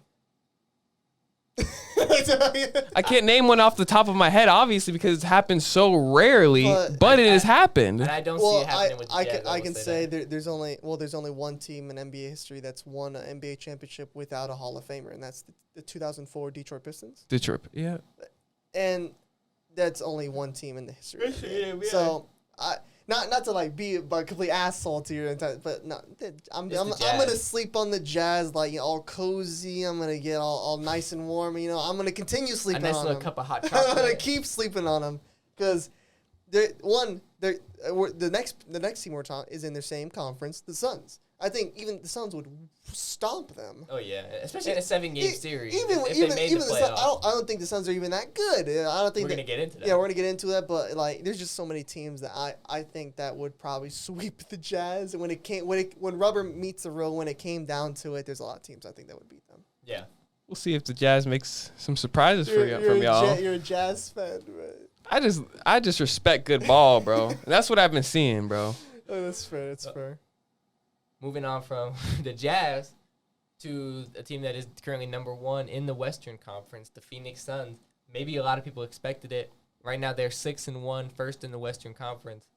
We saw just how badly the season ended last season for the Suns, being the number 1 team in the whole NBA. Are we taking the Suns serious this year based on what we've seen so far and what we think about them? I'm still not taking them very seriously. No, like. When it comes down, because like I said, always injuries, but like there's still a lot of teams that if they rematch the Pelicans, they're not beating the Pelicans again. They barely squeaked out, and I think last year they're better than they are this year. They were better like as a team wise. I still think there's question marks with DeAndre Ayton if he's really in it, if he's in it for the long run, like mentally. They're playing well, but like. Chris Paul isn't getting any younger, and Devin Booker's been playing well. I like D Book, but like when it comes down to just running into that many elite teams in the West, I just don't think the Suns are going to be good enough. That is true. There are a lot of good competition in the West. However, it's hard to just completely ditch the Suns, bro. Like you said, they have D Book, they have Chris Paul, and they have DeAndre Ayton, who could. You know what I'm saying? He is great, but he's not. Role players, they got good. Cam Johnson. They have a great role. That's what I'm saying. So like, I believe, bro, you can't completely sleep on the Suns, man. You gotta. I wouldn't say like hold them to like an accountability like that's so high that they're gonna make the finals or anything like that, or even go far in the playoffs. What? Like, they might, bro. It's hard to say that they're not going to completely. It's hard. It's hard. They'll win a playoff series. I'll give them that. But as far as that, they're out. Boom, they won one series. That's it. I completely can't take them out of contention. I just can't. For me personally, I think the Suns' ceiling, and this is absolute ceiling, is the Western Conference Finals. I don't think they would go any further than that. I don't even realistically, if I'm making a prediction today, gun to my head, I don't think they're making it to the Western Conference Finals. But at the most, that's their ceiling for me. And I will say, we have seen, an elite D Book, like always, what we kind of expected. And, there was a lot of question marks coming into the season about DeAndre Ayton. And although he hasn't quite lived up to what we kind of wanted, ultimately when he first, got drafted by the Suns, I don't think necessarily his heart isn't in it for the Phoenix Suns. Yeah. He's averaging decent averages. I would like personally for him to get some more rebounds than what he's getting. He's only averaging 7-1. He's only getting 8 rebounds a game. I mean, give me double digits. Can you bump that up to a double-double? Give me a double-double. But realistically, 15 points and 8 rebounds, it ain't bad at all. I would like to see a couple more rebounds. Mikal Bridges is really showing off this season. He's playing well. He's playing well. He's averaging 16 points a game. Cam Johnson averaging 15 points a game. Well. He's a great two-way player. We just alluded to the Bucks, how many great two-way players they have. That's a great two-way player for the Suns. After watching what Luka did to baptize them, I don't know about that no more, man. He's pretty good. MVP pick? Not an MVP pick. And then, CP3, although he's not getting any younger, obviously, he definitely isn't. His stats have regressed this season. But still point guard. 10 points a game, 11 assists a game. I mean, you got to hold your hands up and say he's still facilitating that off. Hey, he could lead the league in assists again. We want a double-double out of Ayton. Right now we're getting it out of CP3. Chris Paul. Like, this 6-1 start, being first in the Western Conference, I don't think just because they're first in the Western Conference right now, it's time to say that they're going to the finals. We saw it last year. If they couldn't do it last year, they're not doing it this year. So for me personally, Western Conference Finals, that's the max they can go for me. And realistically, I agree with you. And it's hard. They're a second round team. And it's hard because they're known for choking. That's what I'm saying. And I ain't gonna lie. It's one of those things. It is hard to lose that.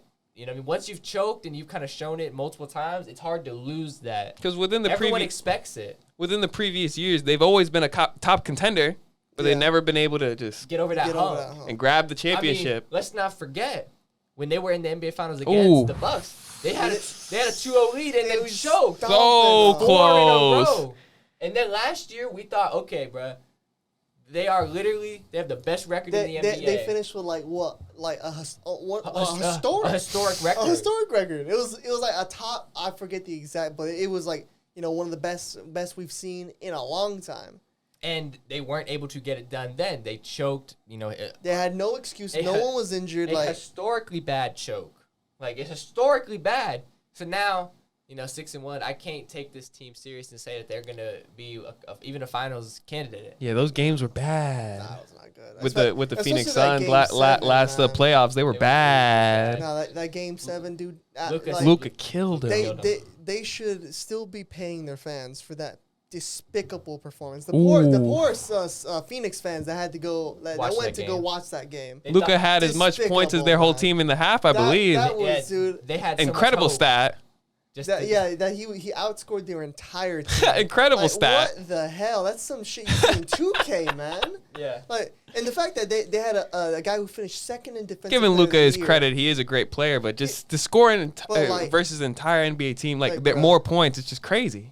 I just don't get it, man. And the fact that D-Book was talking a lot of shit during there, I remember he flopped his I'm doing a Luka, and Luka ended up just doing that to him, and the Suns are a good defense, bro.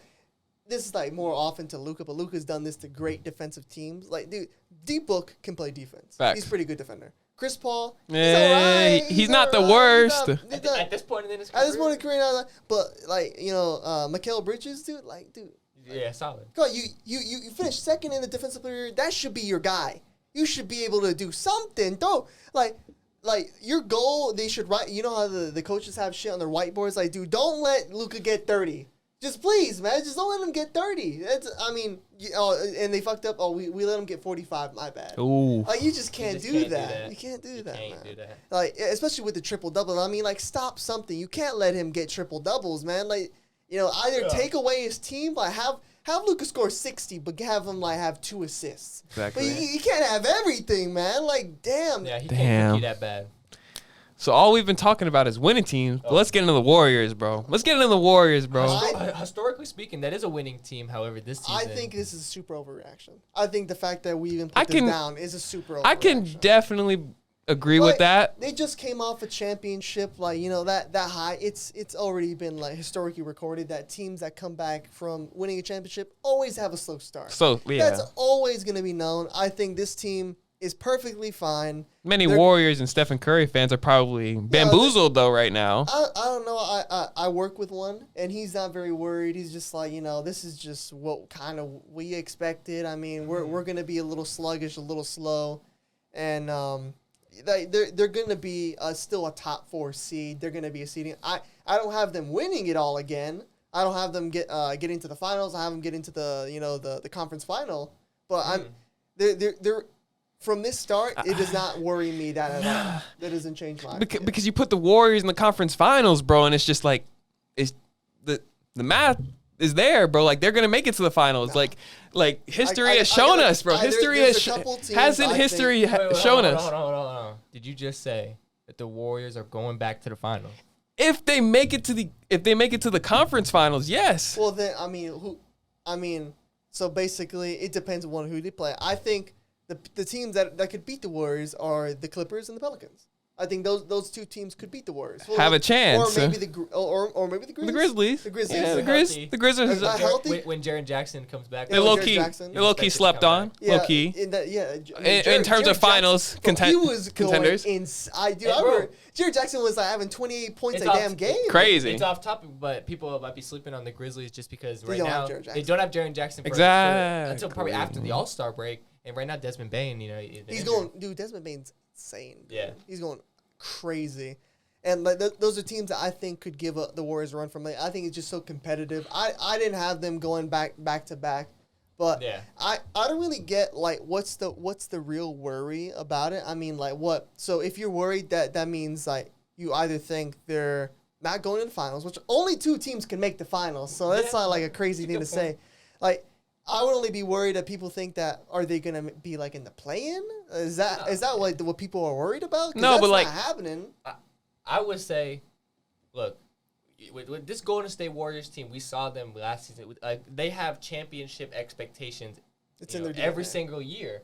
And the reason why I disagree with both of y'all, and I'm concerned about the Warriors, is because you have championship expectations with the Warriors, and I don't think they're coming anywhere close to that this season, realistically. I was gonna say fans Well, might so- say that similar You exactly think to his they're point. a second-round team. I think as well? I was gonna say exactly. I'm putting them in the same boat that I'm putting the Phoenix Suns in, and I think they have the potential ceiling if they can figure it all out. That's- Be a Western Conference Finals team, but I don't. But that's their ceiling. But I don't think they're gonna get that ceiling. I think that right now there might be a second-round team, Nah. and realistically.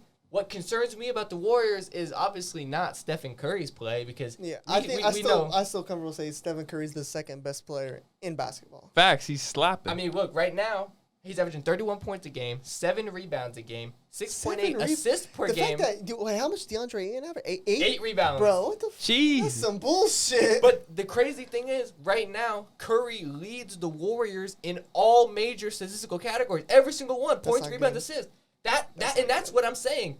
I know how good Curry is, and I know that right now pretty much he's trying to carry this team. And like I tried to predict to y'all, bro, that he was gonna try to carry the team, bro. I mean, yeah, you would hope and- your best player would, yeah. And right now, and I don't necessarily, it might change, but the rest of the team around Curry is just not performing. Jordan Poole, we came on the pod and we both agreed that he was overpaid. And right now, I'm not gonna lie, that He's looking a contract, little overpaid. that contract is looking absolutely terrible so not far looking this season. good. Jordan Poole this season has a plus minus of negative 85. Jesus. Should have got rid of Draymond, Second bro. worst in the whole NBA. That's Second not worst good. in the whole league. Jordan Poole has been almost ineffective this season. And then James Wiseman, we expected potentially him to take a second round, second overall pick. We thought eventually maybe he's going to take that step up into being the guy we all expected. And he's just played up, straight up, he's ass. It's not James good. Wiseman It's not sucks. looking He good. just sucks.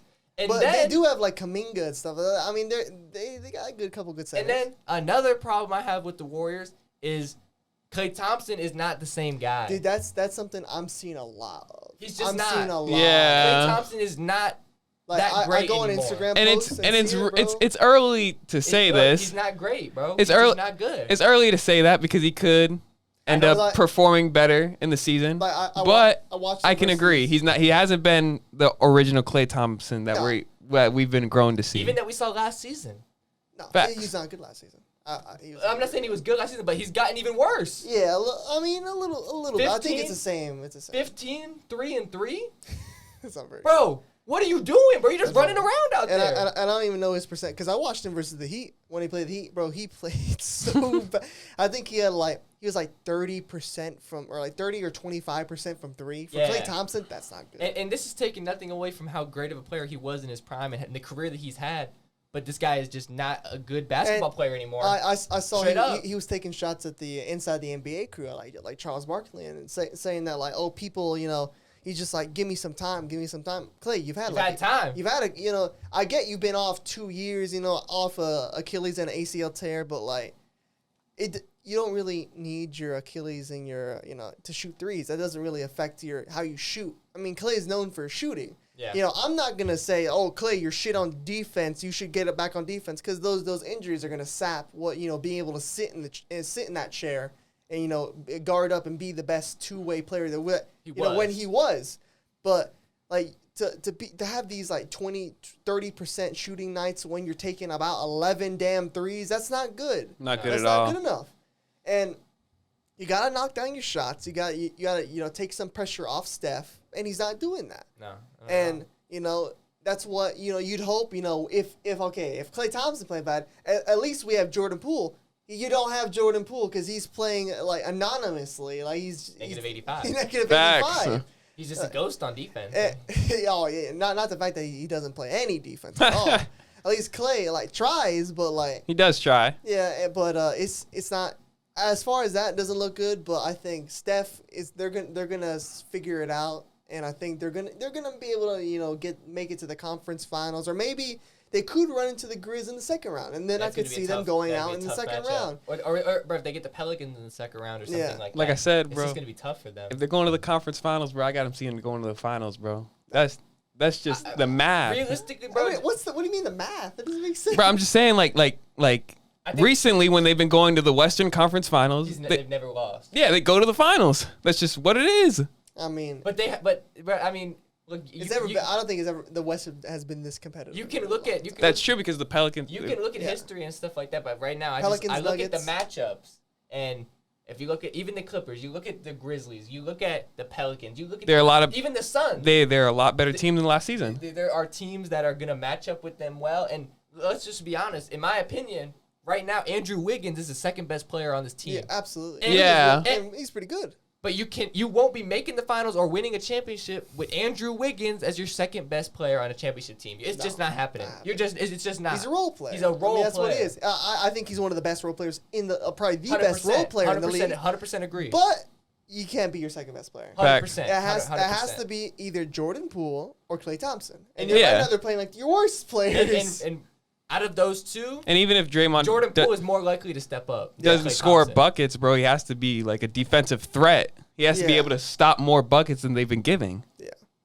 I mean that also comes down to Draymond. I don't know what he's not playing and Draymond. Exactly, but he's known for being a defensive grunt. Yeah. So for him to be allowing all of these buckets, bro, it's just ridiculous. I'm not super worried about it, but yeah, I'm worried, bro. I think that this 4-game losing streak is a telltale sign of things to come with the Warriors. To be honest. Facts. My bad. Are they gonna go on a 70-game losing streak? No, they're gonna find a way to win some games, but they're just. This is the Warriors realistically. Like they're not gonna go on no crazy win streaks. They're not gonna be the same team from last season. They're just. So what? Where do you think they finish with seeding? Realistically, right now they might be lucky to be a 4 or 5 seed, bro. Maybe a 6 seed, like around that range, the mid. I got them either 4 or 5. They're gonna be 4, 5, maybe 6 if they continue this type of. I don't think 6. No. I don't think they're gonna continue this type of play, and that's why I think they're gonna. I know they're gonna hit the playoffs, bro. I just don't know how far they're gonna go because of how they've been playing currently. So. And obviously, like we alluded to earlier, so many things can change. Exactly. So. Kawhi's got injured again. It's either they're hitting the. I like y'all's points that y'all made earlier. It's either that they're going to the second round and they're not gonna be nothing, or. On the other hand, what y'all didn't say is that they're probably going to go to the championship. That's just what I believe. Yeah, well, because you think if they make the conference final that they're going to get to the finals. Well, I don't think that. It depends on the matchup, obviously. Yeah. But I don't think they're making it that far for me to worry about that. No. Facts. Thank God, bro. Thank God the Warriors might be done, bro. Like this guy, man. Thank God. Leave the Warriors alone, man. I want to see someone beat them properly. I just want to. I think we're going to see it. And we're going to see it finally. So y'all ready to switch it up to soccer? Yep. Yeah. I'm ready. Obvious. So we got hella injuries that have been happening throughout the Premier League, the Spanish League. Yeah. How do we think this is going to affect the World Cup? We got a list of them? I got a list of them. Okay, read off this list here. So obviously there's been a lot of injuries. This is the growing list, but this is probably going to get bigger. Yeah. But right now, the main guys who are going to miss the World Cup through injury, Pogba, Kante, Timo Werner, Reece James, Diogo Jota, Pedro Neto, Boubacar Kamara, Arthur Melo, Tecatino Corona, Ben Chilwell, Heung-min Son, Romelu Lukaku, Paulo Dybala, Kyle Walker, Calvin Phillips, Oh my God. Ronald Araujo, Oh, Angel Di Maria. damn. All of Wait, those. Di Maria? He might not miss it. I'm Those saying are amazing players. all of these guys are either already confirmed to miss the World Cup or they're on a race against the clock to come back and make it just in time to sneak in. All of those are amazing players. Yeah, dude, it just comes down to the fact that I hate this whole idea. Like, I love the World Cup, but the fact that, I mean, we've all known FIFA's been corrupt since the founding of time. Yeah. The fact I'm that gonna go to the restroom real quick. that they've allowed Qatar to basically, run amok and, push the World Cup to the winner. And you know why they push it to the winner, right? It's literally it's too hot It's too hot to play in the summer. The players would die. Yeah. And that also takes away from the fact that Qatar is basically getting away with fucking slave labor. Like, Yeah. I saw something that said over 4,500 workers have died making these stadiums for the World Cup. Jesus, I didn't even know that. And no one talks about this. I didn't even know because, that, to be honest. like, I hate the fact that because Qatar bought this World Cup. Then it wasn't we're going to Qatar. They magically won. They paid to have this World Cup here to push their agenda of that they want more people to come to Qatar. I mean, that there's nothing wrong with wanting to go to Qatar and all that, but you don't buy the World Cup and force it to go there, and then you get these workers from England, from Africa, from all these people, basically giving them less than minimum wage. I saw something that was they didn't get paid for months just because of what they call it, recruiting fees to get the job. What? So they charge them fees for getting the job, so they didn't get paid for months. That doesn't even make And, sense. and adding to the fact that they're working in what is 100+ degree weather in the summer. The same weather that they wouldn't allow the players to play. The in. same way they won't allow the players. They're getting these workers, that they're getting paid nothing, and you're getting paid nothing to go and basically modern day slavery to build this thing, and it's rushed because this is like time sensitive. They have to finish because every stadium that's going to be playing in the World Cup was built new. They had no stadiums over there. They had nothing. which is so weird because a lot of FIFA they've had prerequisites in the past to even think about hosting the World Up. You have to have these things. And what magically Qatar win, and they have to do all this weird shit where they're pushing the World Cup. You should never be allowed to push the World Cup. It's the World Cup. You don't move it. But the summer tournament. I haven't liked this. I mean, I've had a couple friends that are gonna go to Qatar to watch the World. Yeah, I have a couple coworkers that told me, would you go? I was like, not a chance in hell. What? Not a chance in I hell. would love to go to the World Cup, but I wouldn't go to Qatar. I wouldn't go to Qatar. I'd rather wait 4 years. And not even. But what if it was for free and someone just offered you? Hell no. I'm not supporting it. I'm not going to I'm Qatar, not supporting bro, it. low key, bro. I don't support what Qatar had to do to get the World Cup and what they're doing to that, because you weren't here, but dude, 4,500 people died, construction workers, to build the stadiums to have this World Cup. What the hell? And dude, they're not like they're getting paid a lot of money. These are people from South Africa, from England, from all these from Asia. I know you probably said this, but I want to hear it. Like, how do you win the World Cup? Like, how do you buy it? When it's Qatar, you just put a bid? Yeah, no, like they just go to the president of FIFA and be like, how much money do I need to get the World Cup in Qatar? And he'll write down a paper and he pays it. That's how it is. Because there's other teams that were in the bidding process too, but ultimately they picked. That's what I'm Qatar. saying. They picked Qatar, but the reason why they picked Qatar was they have the most money. Yeah, because they're one of the wealthiest. Yeah, of course. Under the table money, Yeah, and I don't think it's right. That's why I wouldn't go there to support anything. And not even mention that there's a rule list for fans that plan to go. You can't even it's ridiculous, man. It's one of them things. Like, England fans are notoriously known for, like, when they're watching England, they take the shirt off. You can't take your shirt off in the stadium. You can't at take all. your shirt off. You can't even drink beer. No, You go to a World Cup, you can't drink beer. I did see actually they do sell beer, but they said there is restrict areas where you're allowed. You cannot. They said you cannot basically walk around drinking. Come on, you can't do that. This is the World Cup, bro. And you can't take pictures of any government building at all. If you take a picture, you're fucking arrested. And the fact that because at first there was this list of rules that were going around that was actually like posted from a Qatar, like basically like not like a news source, but like a group in Qatar were putting out this fake rule list that was basically like, oh, no homosexuality, no affection, no relationships, no beer, no alcohol, and So weird.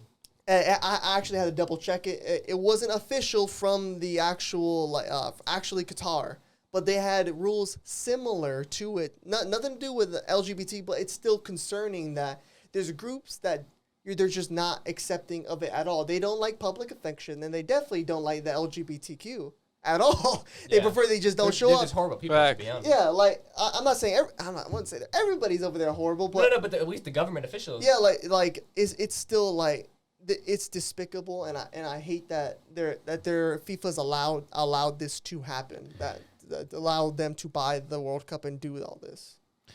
Well, I'm gonna say that overall, like these injuries have affect what the quality of the tournament's gonna be. Yeah. Because these are amazing players. Reece Reece James, bro, like Di Maria, you named amazing. Di Maria won them the Copa America. He scored. Top tier players, bro, are not going to be in the World Cup. Di Maria was specifically on the list of players that he's on a race against time. Yeah, hopefully he can get back in time. I know Courtois mentioned this. I think they should just shorten the regular season, bro. Like I think that's just what's going to have to be done because there's just so many injuries that are happening, and that Reece James injury didn't happen not too long ago. Yeah. What should be done is a nation should never be allowed to host a World Cup when they don't even have stadiums built in price, so it gives them a reason to push it. You should never be allowed to push the World Cup date ever. That's what should be changed, because you don't change how many games are played. Because the thing is, even if they had the stadiums, they still couldn't have played it in the summer. Yeah, and the fact that it's too hot, it's over 120 degrees. Unless it's like fully like closed, like a dome that you can change how it is. It's impossible. You don't do it. You just can't, because all the players would die. They would probably allow like 7 substitutions or unlimited substitutions, and that's like stupid. Yeah, no, that's dumb. So like they should FIFA have to make sure they don't do this. That's why next year they are bringing it back to the state. They're dividing it. I think they should do that more. Mexico. Yeah. And then they're talking about the one after that. It's going to be potentially like Portugal and Morocco and Spain. That's stuff like that. good. So they're not giving it to the highest bidder, is what you're saying. Yeah. Well, we don't know. Well, it's FIFA at the end of the day. Yeah, there's a lot of money involved. Yeah, there's always money in the U.S. Did they pay probably as much as Qatar? No, but there was definitely some under the table money. Yeah, it's just what it is, bro. Like, and under the table money at the end of the day is worth it because of everyone. For the U.S. perspective in 2026. The amount of people that are going to come to the U.S. and spend money and stuff, like the economy is going to flourish. It's worth it overall. Yeah, because you gotta think these politicians in these countries, the World Cup is like almost a lottery. Yeah. That you get this, your economy is gonna look really good because there's a lot of people that there's a lot of people that they're gonna fly here just for that event. It's not looking good for it's Qatar. It's a huge event. It's not looking good for Qatar though. I mean, it is, but it is good for them in the sense of that they're because Qatar want to change this, for like. Unfortunately, they are seen as like the Middle East. Like, oh, you can't go there. It's dangerous. Like all this there, so that. So they want to bring football there, so they look more appealing and such. But the way they've done it, they've handled it completely horribly, and they 100%. Should never have been allowed to do what they did. But that's why. Obviously, I'm gonna watch the World Cup, but I would never go. I would never go to it, especially Qatar. So it's good that what Qatar did, but they should have just never hosted a World Cup in general. No, I agree, and I agree pretty much with what you've said about Qatar and the reasons why they shouldn't be hosting the World Cup, and I agree 100% on that. I wanted, for me personally, my take on this, I agree. I don't need to repeat what you've said. Yeah. I wanted to focus more so on these injuries and elaborate maybe a little bit on what you said. Realistically, I don't think that the World Cup has anything to do with shortening the season, but I do think in general players and a lot of coaches have started to allude to this, that there's just too many games in the regular season. Exactly. There's too many cups, there's too many tournaments, and I don't know exactly what they need to do. And they're adding more, and they're adding more. The conference league. That's what I'm saying. So realistically, they need to start to find a way to shorten these schedules, because even when there's not a World Cup year, players complain just about how many games they have to play. They do 3-4 games potentially. Sometimes like Premier League. Sometimes on Boxing Day they play 3 games in 1 week. And they could be playing regular season games, but then a lot of those players are going to get injured, and that's going to affect the tournaments. Exactly, and that's what I was going to get into. We are seeing, obviously the World Cup is going to go on, obviously, as planned, regardless of these injuries, and we see injuries even when it's a summer tournament. So I'm not going to act like like this is unprecedented. But the amount that we're getting and the amount that like there's still more games to be played before the World Cup comes out. You know, obviously I'm not hoping any more injuries happen, but it's inevitable. Probably someone, a big name superstar might get injured again. And we heard the list. We know how many big names are already missing the World Cup. You know, Pogba, Kante, Reece James, Diogo Jota, Kyle Walker. These guys. Oh, these are guys. That's not good. Yeah. But these are guys that literally change teams. change teams. You're thinking about Portugal without Jota. Not They good. have no chance realistically Not anymore. really, no. Now you're relying on CR7, who hasn't really been playing. Like You know, Portugal oof. realistically don't have any chance. England's their chances were already diminished because they've been on bad form. But with all of these injuries, it's not James, looking Kyle good at Walker. all. Yeah. And It's then not looking similar good. with France. You know, we know how good they are, but they're going to be going in with an inexperienced young midfield. No Kante, no Pogba. That's the core of that Damn. team. Yeah. Think about the World Cup winning side. It was run Pogba by those and guys. Kante. They won them the tournament. Mbappe had an unbelievable tournament, but Kante and Pogba ran We saw the the show best Pogba we've we've ever ever seen. So Some games are determined by the midfield. and, I mean, it's yeah, the really, truth. yeah. And now France still might go on to have a great tournament because they have a lot of depth. That's But just that but firepower. it's inexperienced, and it's just sad to me because the World Cup is so great and it only happens every 4 years, and we are just seeing so many injuries of great players, and ultimately I 100% think it's going to affect the quality of the tournament. Ultimately, it doesn't mean that the tournament is a Mickey Mouse tournament. You need to put an asterisk on it for whoever wins, but it's we're gonna probably look back on it and say if this team had this player, if maybe their outcome would have been different because these injuries are they're big names. You know, Yeah. Germany lost their striker. Timo Werner might not be the greatest striker in the world, but It's still but better than what they. I don't even know who they're rocking now. Around Thomas Muller. I don't know. Muller at second. So and it's only getting worse realistically. So it's just like, I mean, England's whole defense is in the mud. You know, Ben Chilwell out, Reece James, Kyle Walker. Where is their defense? It's gone. Trent Alexander-Arnold. That's all they've got. That's all they got. So it And like Harry Maguire. so like realistically for me, it's just sad because these injuries are huge. You know, like not that South Korea were going to win the World Cup. But it's But you still Son, want to see Son. You have no Son in the World Cup. Like it's like realistically, man, it's just sad for me, and I hope to never see a Winter World Cup again because we just don't see this type of injuries, like this amount. Not that many. You know what I mean? And especially for Argentina's sake, they need Di Maria. No, they need Di Maria. If they don't have Di Maria, If they don't have Di Maria, they're not winning the World Cup. It's facts. No way. Damn. Not good. And people were talking about a Messi and Ronaldo matchup, which obviously wouldn't have happened because Portugal probably wouldn't have gone that far either. Anyway, If they had Jota, you know, maybe possibility. damn, a Ronaldo and Messi matchup, that would have been crazy. Obviously, with the rosters and the squads of the World Cup are going to be announced, you know, realistic. Hopefully, there's no more injuries, but the squads are going to be announced in the coming weeks. We're going to be dropping our group stage predictions and all of that. More World Cup content coming soon. Right now, we're just praying that there ain't no more injuries because I want to see the best possible tournament that we could get. Facts. Y'all ready to shoot it straight into music? I'm ready. Yep. Bet. So I know we wanted to start off today with Takeoff's passing. Oof. I just wanted to give my condolences to his friends, closest friends, and his family. Because I know they're going through an extremely rough time right now, especially the whole QC label. They're trying to figure out what they're going to do and what is their next move. Because without Takeoff, man, that label, man, without Takeoff, bro, I know they're going to do well, but he was a key piece, bro. He was a key artist in that label, bro. Yeah. Yeah. It was just amazing, like, because I've personally been a Migos fan since 2012. So it was amazing just to see Takeoff's growth from where he started and then where he left off. It was amazing to see. It was amazing to see. Yeah. I was gonna say before you guys get into it. Top 3 best songs or best verses in songs from Takeoff. I would like to say Bars, Coppers and Robbers, and Look at Your Bitch. Those are the 3 best songs that I say y'all gotta go listen to right now, because I'm sure those are underrated songs. So I'm sure y'all haven't listened to them. So go give them a listen right now.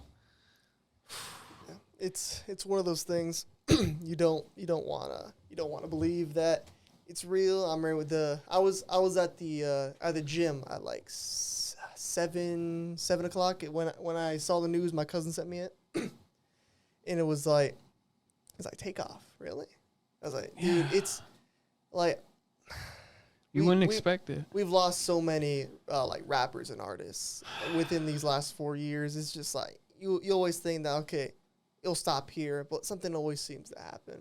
Exactly, bro. And it's always the most unexpected too. Yeah, you don't expect it. You know, especially like when he wasn't even close to being done. Yeah, that shit hurt, bro. That shit hurt me. My favorite artist as a collective, the Migos. Yeah, and it leaves me more speechless because I mean I don't really know what to say because it's just, hard. Yeah, bro. It's hard. An honorable mention that I did want to mention was Heard of That. He goes off in that song talking about getting at the bando and all that stuff. Man, it's old Takeoff, bro. It's amazing. It's crisp. I would say obviously, first and foremost, right now we're praying for Quavo. We're praying for that whole QC family because, they're going through it right now, and rightfully so. They lost a brother. They lost like literal family, and it was ultimately over something that probably shouldn't have happened in the first place. It's just sad. And it's always the people that you don't expect. Realistically, Takeoff, he wasn't the type of guy to be a huge boastful guy and one that was a huge flexer or anything like that. He was just a chill, keep to yourself type of guy. And he was the last person to deserve. It's not that anyone deserves to go out there like this, but Takeoff of all people especially. It was just sad to see, especially when you sent me the news. I woke up to it, bro. I think everyone did for the most part. Woke up to the Takeoff news, and nobody could believe it. So it's just hella sad to me. And the fact that it was just wrong place, wrong time. Yeah, it's sad. It wasn't like anything that was his fault. He didn't antagonize anybody. He didn't go out of his way to put himself in a dangerous situation. He was caught in the crossfire. Yeah, and that's purely what it was. And that's one thing we could say, like, we got to live our lives to the best that we can every day and just enjoy it, man, because like you said, it was completely unexpected, so you never know, man. You never know. And we talked about how it's affecting Quavo. Who know how it's affecting Takeoff? It's not the Offset.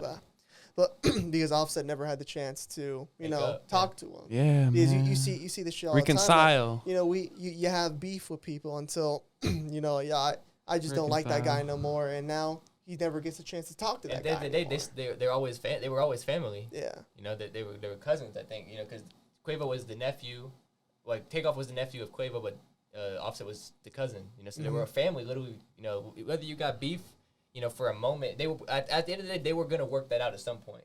Yeah. But now. Offset will never get that opportunity. So at the same time, at the same way we praying for Quavo, you got to pray for Offset. Such an amazing. He changed his profile artist. picture to him. Obviously, that's just scratches the surface. We haven't really I don't think we've seen anyone talk about it like from Migos Offset. or and I don't know when that's gonna happen. Like I said, let's give them their time. They probably still mourning. They're still mourning. Like this goes to another thing that this is completely different. I have mostly a problem with just how, like, people were recording it. Videos going out. You see, where people were literally like someone recorded his dead body. Like, I just don't understand how there's human beings on this planet Earth that that see horrible. This. You see Quavo literally holding his dead body. That's so sad. You don't record that. And someone's like, I have to record this. I'm sure, though, that people... Really, it's going through his head like, this is happening. I got to pull up my phone and record this. Like, who does that? What's wrong with you? I'm sure, though, that, like... There's people that wanted to see a video of what actually happened, bro. But not that. But no, not that. But the actual what led up to that. Because there's all these rumors and all the... Like, we don't definitely know what happened. And it's sad, bro. It's sad. I think we do. Like, people would like to see videos of that, but then, like, as soon as you see that body, bro, just like, cut it off. You just cut that shit off as soon as the shooting happens. Just cut that shit off. It's the same. It's the same way as hear a couple pops, but done. Like the people that are reposting this on Instagram and Twitter is like, what's wrong with you people? Yeah, Like, why are you what's reposting wrong it? with you? Why do you Like, need to show? You got to share it to your followers, bro. Like, why? Listen, I go on Instagram and I have a checklist of shit that I like to see. That's not on my list of shit. I don't want to see a dead human being literally bleeding out there. And especially when a family member is literally right there, is fucking, he's in the shock. Bro. He can't You understand don't what's do going that, on. bro. You just don't do that. You can literally. And it's happened. You can hear Quavo saying like, "No, take." Like he's trying. And not like what you were alluding to. Like not like this was just with Takeoff, bro. This is a problem that has happened in society. And ever since, like, bro. Why is your phone the first shit you do to record? Like, why? Well, exactly. After the fact. I get recording shit. Your first thought, bro, it should be Exactly. Exactly. Recording shit is it's not. That's not the problem. Because if they were just recording what was going on, even like, because like before the altercation, I'm sure like people would have wanted to know like, oh, like a vlog or something. You know what I'm saying? A vlog of like the Migos like hanging out and like shooting dice in Texas or whatever it was. You know what I'm saying? Cut that camera. Exactly. Cut the camera right before, because people would probably want to see, like, again, what led up to it, especially the police, bro. The police want to see what the happened, bro, so they can tell the public. And the fact that, like, and it's not even me getting on that you should never record things, because recording has, like, helped a lot, especially with, like, police and stuff like that, that you record them so you can hold them accountable. This had nowhere that... Because this was way after the fact. There was no justification that this warranted someone recording it, because... What are you recording exactly? You're recording something like probably the most traumatic thing that will ever happen to Quavo ever in his entire life. 100%. So I just don't understand why anybody thought that they had the right to, because like I get that they're celebrities and stuff, like they're at the end of the day they're human, and he's dead. Give him the one last right to have some type of privacy, and where he literally cannot control it because he's dead. Like, why are you recording him? Give them the privacy that they deserve as basic humans. Yeah, and it's just sad. Because everybody, and like, I 100% agree with there's no video need for after the fact before. I mean, like, there's no video need after the fact. Only before the right around the altercation. There's people that recorded it like as it was happening, like the arguments, and then when exactly, it just cut it off. But then, like, I 100% agree with what you're saying. Like, at a certain point, like, you just got to cut that camera. Or like there was literally some people that weren't recording at all. They weren't recording the build up. They had their phone in their pocket, and the first it happens, and the first thing that they think, oh, I got to pull my phone out of my pocket, click the camera, and start recording. And it's sad, bro, because there's no reason to record that, because the police will find the body and announce him dead. So people will know that he is dead. There's no reason to record it. The only reason that these sick people have to do something like that is for clout. It's clout. And it's sad, bro, that you think that's the way to get the best clout, or you think that's gonna help. Like it's just not. It's sad to do something like that. It's selfish. It's pathetic. There's not enough negative, bad words to say about somebody who would do something like that. In my opinion, it's disgraceful. In my opinion, honestly, it gets my blood boiling just thinking about doing something like that. Because your first initial reaction, at least in my thought process, should be to try to help in any way, shape, or form. And if you can't do that, and they say back up, or don't, we already good, we got it. Then okay, put your hands up and you leave the situation. But don't pull your phone out, record. Like it's just sad and pathetic. And back to, away from that, but it's just, with Takeoff, bro, like, he's one of the most influential artists of all time. The Migos and him, being a part of that. The majority of music that we listen to today, and something we're about to get into, it wouldn't exist without Takeoff, without the Migos. Oh my God, that is. I love that you brought up that point, bro. It wouldn't exist. He's one of the most influential artists, and it's just sad that we won't get to experience that any longer. And he had said in an interview, it's about time I get my flowers, and he maybe just started to get his flowers because he was getting more credit and getting more of the spotlight because he was with a duo with Quavo instead of having three people like Offset. You know what I mean? Like, there's only so much spotlight to go around. Takeoff was always the one who didn't get as much spotlight. As a duo, people were starting to give Takeoff his flowers more, and it's sad that just as that started to happen, because we talked about the album, we know how good it was. Now he's not gonna be here to get his flowers anymore. And he specifically said, "I want my flowers before I go."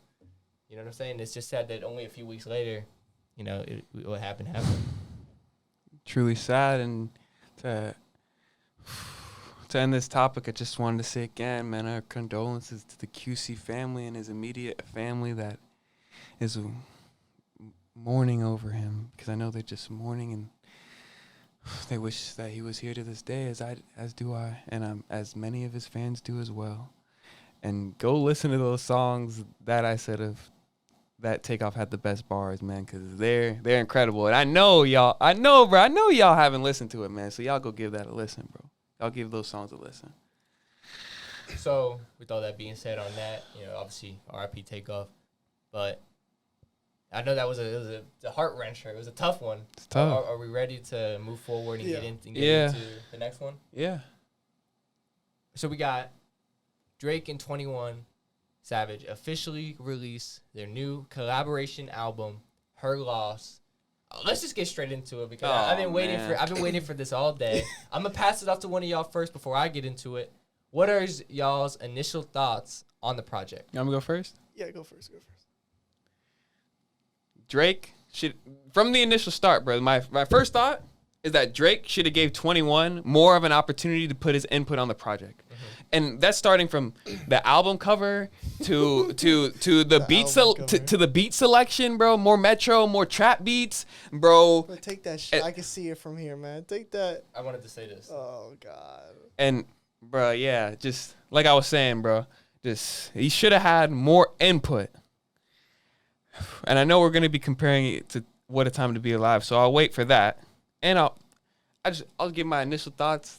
All right, I've given my initial thoughts. Before I rate it or anything else, let me hear y'all's initial thoughts. I just wanted, before I get it, I'll let you go next. But before, I wanted to piggyback off of what you said and saying that 21 should have gotten more opportunities on the album. So the official lyrical splits of the album, which is basically the percentage of who said the most words on the tracks, the splits were 66% Drake, 26% 21 Savage, and then 8% was guests, Travis Scott and those, the random guys talking. So it's clear as day that it was pretty much a Drake album with a feature of 21, But with all that being said, I just wanted to say that. Now let's get into your thoughts, G. I mean, soon as they dropped the album cover, I already had a bad feeling. I already had a mix. No, what's going on? And Drake is he's the artist I listen to the most. I think for the past 5 years, he's in my Spotify. He's been my most listened to. I'm a Drake stan. Mm-hmm. And going into this and listening to the entire project, he let this out. He let this down because 21 he did what 21 and 21's easily one of my top 5 favorite artists. Yeah, 21 did his thing. He did so good on this album. I mean. I think he was the better part of this album. He could have carried the album. Drake let this album down. Not completely dropped it, but he definitely wasn't on the same level as 21. 21's lyricism and all that is just what we come to expect. And Drake wasn't it. Drake had some cool disses and some good bars in there, but he had some whack ones. Really, I can't think of the one on top. Really I could probably think of one if I really thought about it, but off the top of my head, bro, I can't really name extremely bad bars that he had, but I know they were in there. Bro. He said some crazy, just not even absolutely crazy, just why would you say that type thing? It don't make no sense for you to put that in the song. But still, with Drake not living up to my expectations, I think it was a good project. It had great songs like Rich Flex, Back Outside Boys, Treacherous Twins, and Pussy in Millions. It's a good one. I was gonna name my top 3 songs. So I got Broke Boys, More M's, and Back Outside Boys. More M's is really good. And one of the reasons why I mentioned Back Outside Boys is because that Dram diss, bro, it was hard. It was a good diss. Now, do I think part of what Dram is saying is true? Drake stole the beat and made Hotline Bling. And I would feel a little upset if I was Dram, bro. I'd be like, agree with that. Exactly, bro. If I was Dram, bro, and he basically just used my song to get a #1 hit, bro, I'd be hella pissed if he didn't give me any type of credit, bro, because we don't remember Drake giving Dram any type of credit, bro. I don't remember that. I'm sure y'all don't remember that. No. Exactly, because it would have helped Dram's name even elevate to where it is now, which is kind of irrelevant, bro. I'm gonna be 100% honest with you. Before today, I never knew there was a human being named Dram. Exactly, bro. So if He's Drake, only known for broccoli. and I'm sure, exactly, Bro, like, they say broccoli, like it's a vegetable. Dude. and I just know it's a I'm sure if vegetable. Drake would have mentioned him, you would have been like, all right, possibly, bro. Because Drake mentioned some people and their name, just buzz. Whether he gets on a feature with them, mention some even in a damn Twitter. If you get mentioned by Drake, bro, that's one of the reasons why I think this album is gonna sell very, very high. Even though it's not we don't think it's the best performance from Drake. It's because he dissed, bro. He dissed so many people in this album, bro, that people are gonna be googling those names, bro, and it's gonna make people go listen to those songs even if they don't like Drake or anything like exactly. So it's just gonna get the numbers up. I think compared to honestly, Nevermind, I think the numbers are gonna be better, but like by a lot, I don't know. Yeah, I really don't know. But I'm gonna hold out on my number rating. It's until sad, bro, because like we're not. My bad. We're not. Bro, we're not gonna say like Drake's falling off, bro. But honestly, Nevermind and this, like, not looking good. Come on, bro. It's not looking good. It's not looking good. Not looking great. I'm just at a loss for words. I mean, I knew y'all we listened to it together, bro. So I knew y'all didn't really like it like that. But I didn't know y'all were gonna come on here and say this crazy shit y'all are saying right now, bro. It's not looking good. It's not even anything bad. I mean, bro, you saying that Drake basically let the album down and stuff like that. I think that compared to 21, I don't know. I'm not gonna sit up here and act like Drake didn't have his best performance, recently, especially compared to Honestly Nevermind. I think that we saw the Drake that we kind of wanted to see to a certain extent. We wanted to see more rapping Drake, and that's kind of what we got. I will say my initial thoughts on the project overall, I thought it was pretty damn good. Like, I think, correct me if I'm wrong, when we did our preview, I expected an 8. I think it met my expectations for the most part. I think the performance was there. I think the only thing I would have liked to have seen, and I alluded to that when I mentioned that 21 Savage only had 26% of the lyrics on the album. I would have liked to have seen more 21 because to me, it felt like it was basically a Drake project and it just had a bunch of 21 features. Yeah. And that's not exactly what the formula for me, for when you think about a duo collab album. You would expect more, closer to 50-50 to what we got. However, I don't know. I disagree with y'all. I think it was pretty good from Drake. I think Drake did his thing on a lot of these songs. Maybe not every song because, there was a couple songs where I'm like, okay, bro. What was the last one? The last one was And then there's hours. I guess it's Fuck Me. I guess it's. And there was hours in was, silence. Hours in silence. Hours in silence. Oh my God. I agree. Whoa. And I wrote it down. Hours in Silence was ass. Was the worst it was the worst song I've ever listened to. Bro, it was for bad. like 2 straight minutes towards the bad. end, or 3 straight minutes, he was just It was bad. just And I talking think with a low voice and barely not really saying anything practically important. All he had to do was cut that song and cut Honestly Fuck Me, or whatever the fuck was it. Honest, I guess it's Fuck Me.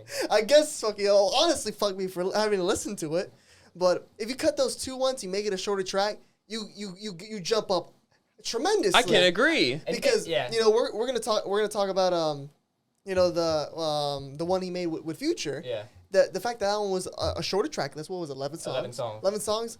This is 16. Yeah, the 11 compared to 16. Like the fact that there's that one had less music and they were like more compact of really really good tracks. They literally no filler. The no filler, and this one has filler. That's always gonna be the problem with albums that have like 16 to 17 to 18 and that's songs. exactly what I said in the preview. I remember. I said, bro, I need a short, concise track list, and that's one of my. Because that's one of the things we could definitely agree on. 12 to 14 songs would have been perfect for this project because for most projects they did a lot of good songs for this, bro. Like I'm like my personal top, and I love Back Outside Boys, Circo Loco, Broke Boys. But then I forgot about Broke Boys. But obviously there was Broke still Boys is a good one. Pussy and Millions, like you alluded to. Middle of the Ocean, we got that kind of long rap, Drake vibe that we kind of got. Right. Jumbo Shit Poppin' was a good song.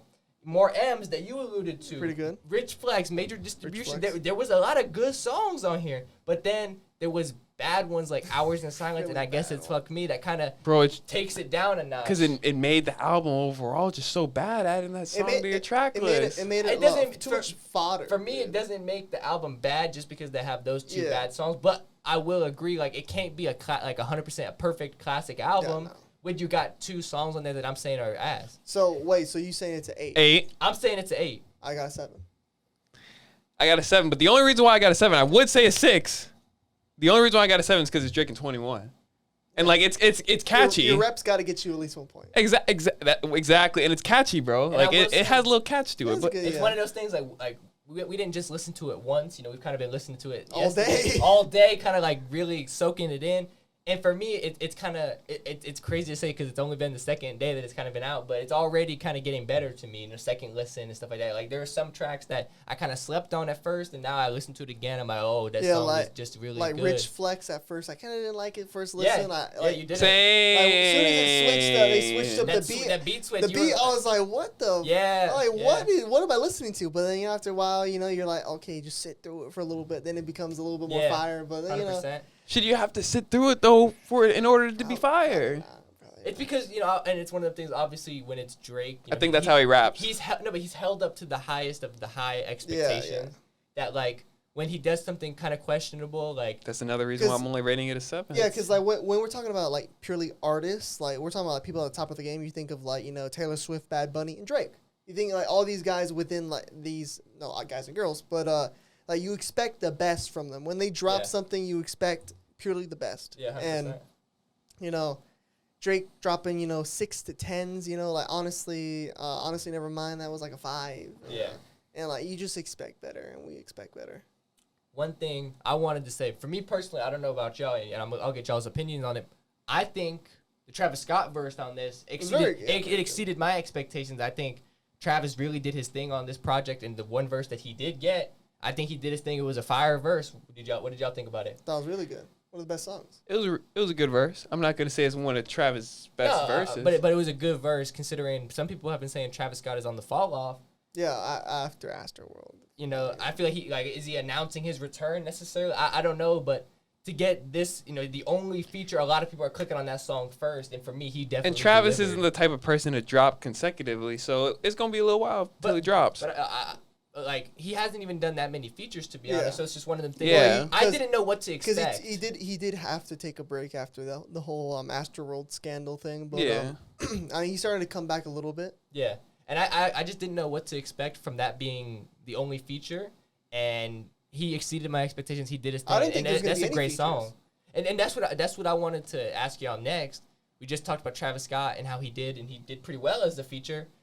But do y'all think now, looking back on the track list, do y'all think there should have been another feature or more? Bro, 100% there should have been another damn feature, bro. You have to have a Future feature on that, bro. Future could have saved one of those bad songs. Bro, oh my God, bro. Because Future could have hopped on right at the end of one of those songs that had the long ending. You know what I'm saying? The crappy ending. I already forgot. Like, Hours of Silence. Hours of Silence. Bro, if Future would have hopped on that, save it. banger, bro. He could have saved it, bro.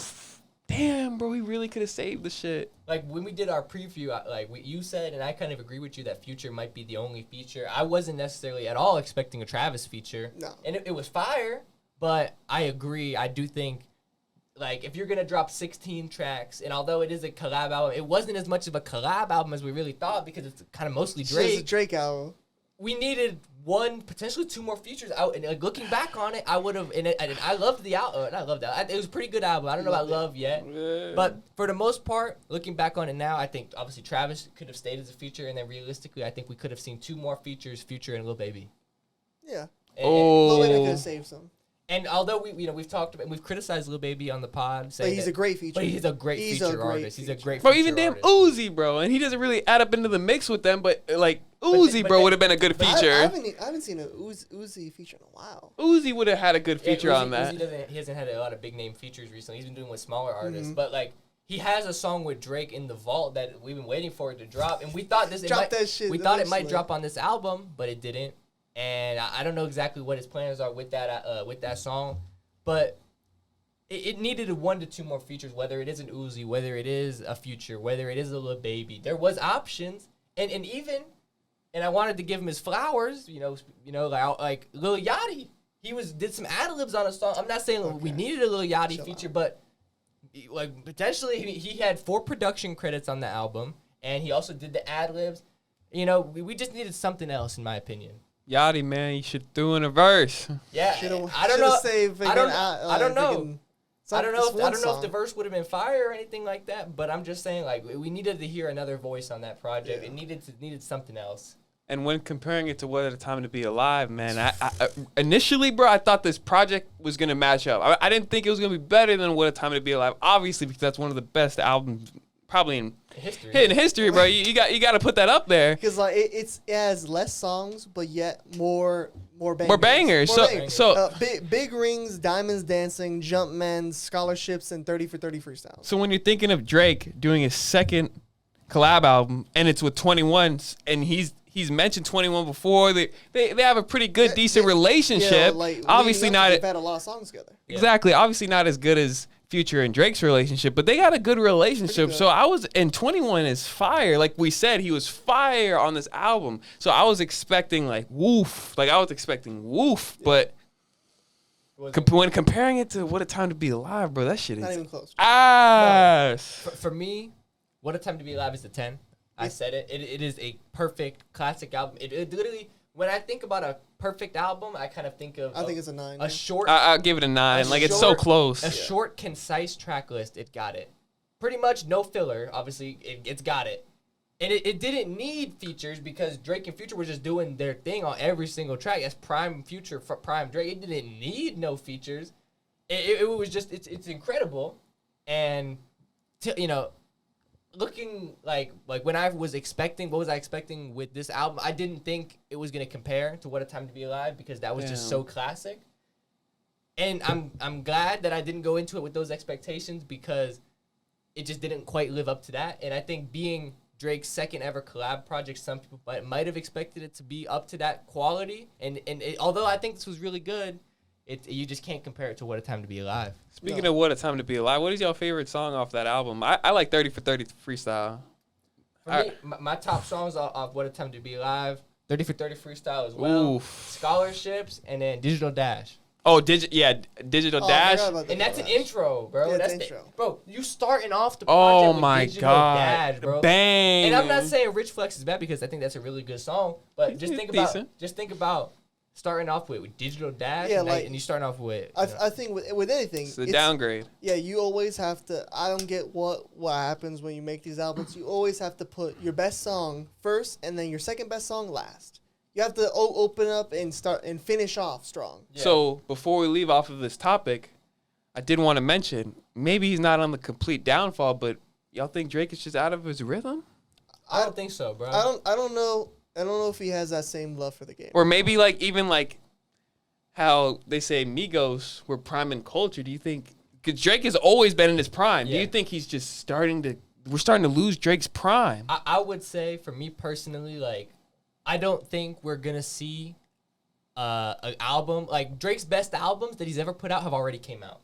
Yeah. Like, Take Care, Nothing Was the Same, Views. His best ever projects, when we look back at Drake's career, when it's all said and done, there's no project that he's going to drop from here on in 2022 and forward that is going to top those projects. His best projects are behind him. Yeah. You know what I'm saying? Like, it's not, and that's not to say that he's making bad music now. Of course. But his best projects are behind him, and I think everyone can agree on that. I don't think he has the want to make a better album than Take Care. I don't think he sits there and like, okay, I have to make an album that that fucking blows that one out the water. Now, what's crazy is that we can all agree that he's probably top 3. Even some will say he's number 1 with an musical artist, and he's not even in his damn prime, bro. He's past his prime, that's just showing his prime was so high, and he's just like a little bit below.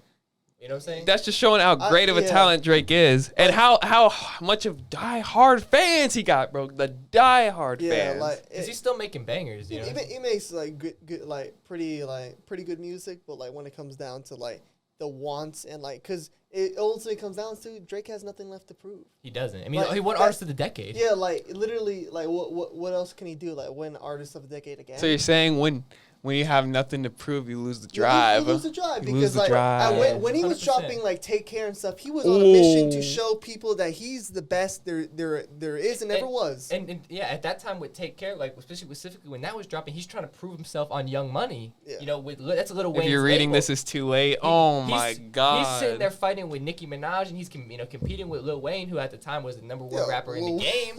You're thinking like, okay, this is my expectations. I have to really live up to that hype because Lil Wayne is my main co-sign. He wasn't at the top of the hill, but now he's at the top of the hill. And he's been at the top of the hill for so long, and realistically, in terms of the numbers, he's still at the top of the hill. It would take a different type of like completely different type of mentality to still be in that mindset of that there's still more I can do and that he can go after. But I just don't think he's there. He kind of drops stuff now that's passable. That's okay. I feel like if he had this entire same album and maybe like Honestly Nevermind around the time of like Take Care, he wouldn't drop it because he kind of knows that like this isn't going to take me to that next level.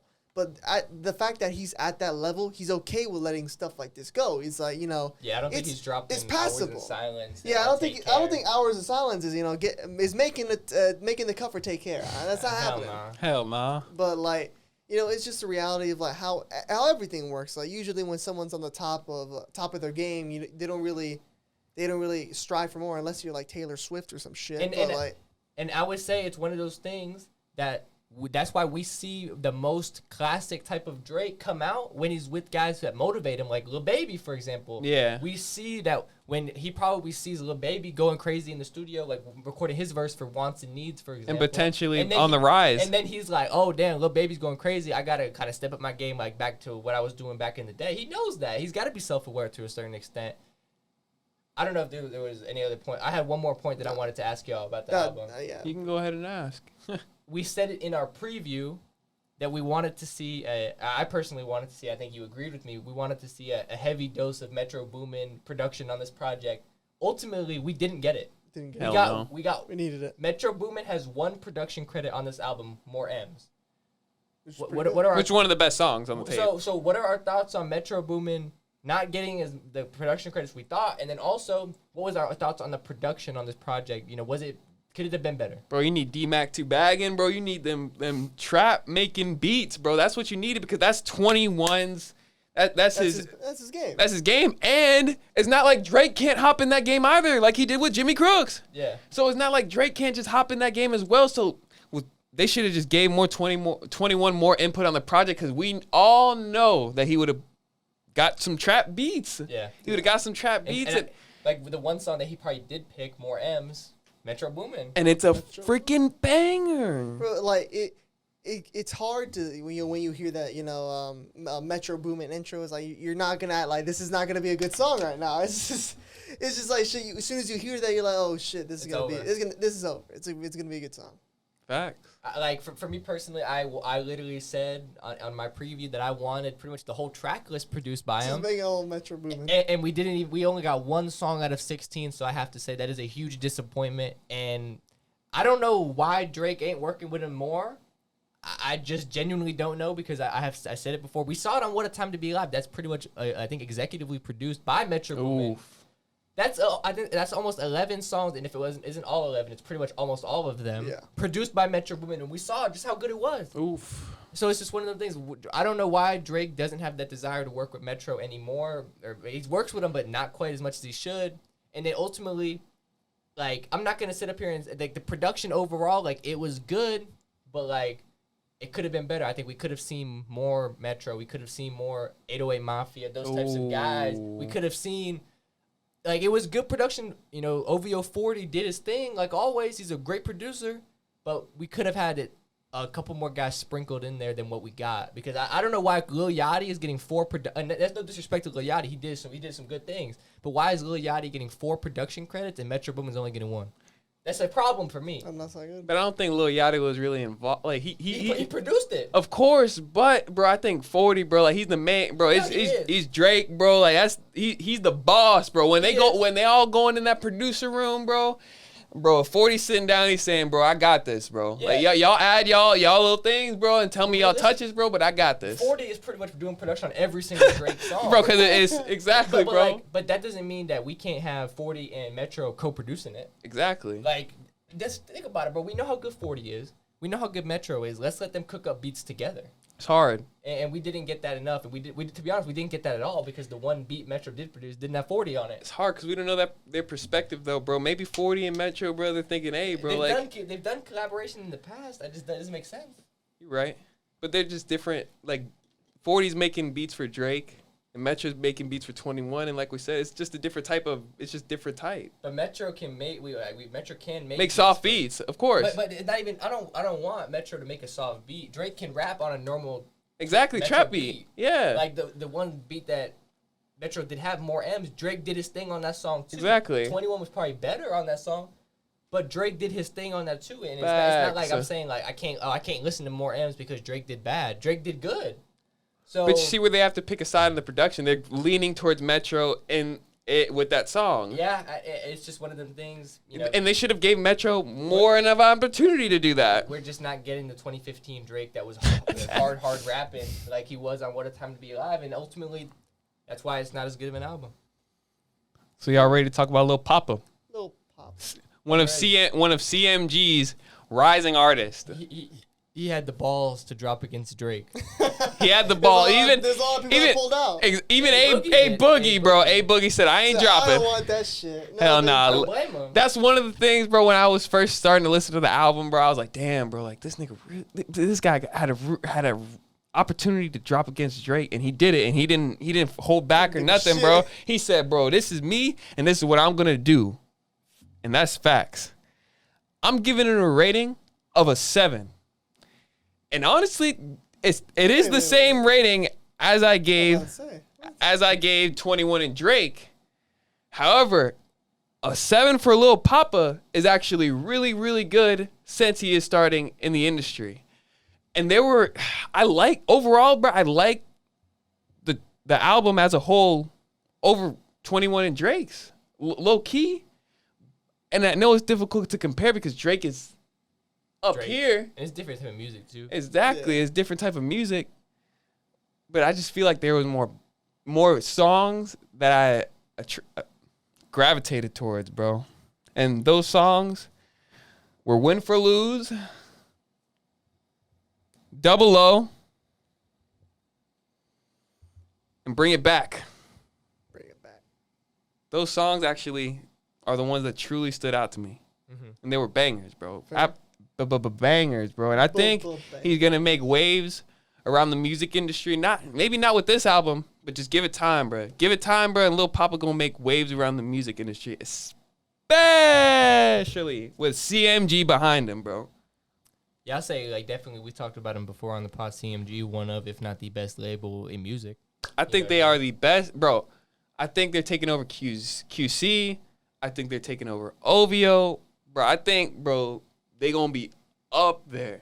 Just give it time, bro. They are signing the hottest artist in the game. When we're talking about hottest female artist, we're thinking of Glorilla. That's probably one trending on TikTok for whatever that. I can't even remember the damn song name, bro. But it's like I don't want to remember. You know what I'm saying? But purposely don't. they are Consider yourself lucky. they are gathering the hottest artist in the game. Yeah, I'll say for me personally, we got the chance to listen to the album today after, we listened to the Drake 21, and then we went back to Drake and 21, obviously, because we had to. But it was a pretty solid album. I said it when we were first listening to it, like, oh, that's pretty good. And obviously, my ears were fresh off of listening to Drake and 21, and then it was a tough switch. Exactly. It's something. It was something completely kind of different. And that's one of I'll say Lil Papa did his thing for the most part. He did his thing. That's one of the reasons why I like the album so much, because, like, when comparing it to Drake and other artists, like you've already listened to them so much, but I haven't really listened to Lil Papa. I think this is his first album, so it was just something new, bro. It was just something new, and he actually, I can't think of it off the top of my head, but he does remind me of a certain artist that is popping in the mainstream right now. I can't remember who, but man, he's just gonna be on the rise. Yeah, I would say for me, the songs that I was looking at the most as my favorites on the track list was Bring It Back with ESTG. You know, you alluded to that. Still Wishing, and then Win for Losing with Rilo. You know, obviously, like I love Rilo. He does his thing or whatever. A Lil Papa. But pretty much what I'm about to say is that throughout the whole track list that Lil Papa was able to do his thing consistently. You kind of got a sense after a couple tracks what he wanted to do on these tracks. And I'm not going to sit up here and act like he's the most versatile based on what I've heard or anything like that. But I'll give him credit. He knows his bag, and he stuck to it, and he did that for the whole project, and it is pretty solid. Bro. He's really young, bro. So he got a lot of potential. He got time, bro. And when like you got Gotti and you got CMG behind him, I think he might have a big future in the industry. And this is just showing us a teaser of maybe what's to come. It took over Gunna 4 years to blow. That's what I'm saying. So it's 4 years. Things, like, if he keeps putting out quality music and he keeps getting better, you know, keeps working with CMG, you know, he doesn't have a Gotti feature, doesn't have a bag feature. He gets a couple of those types of features.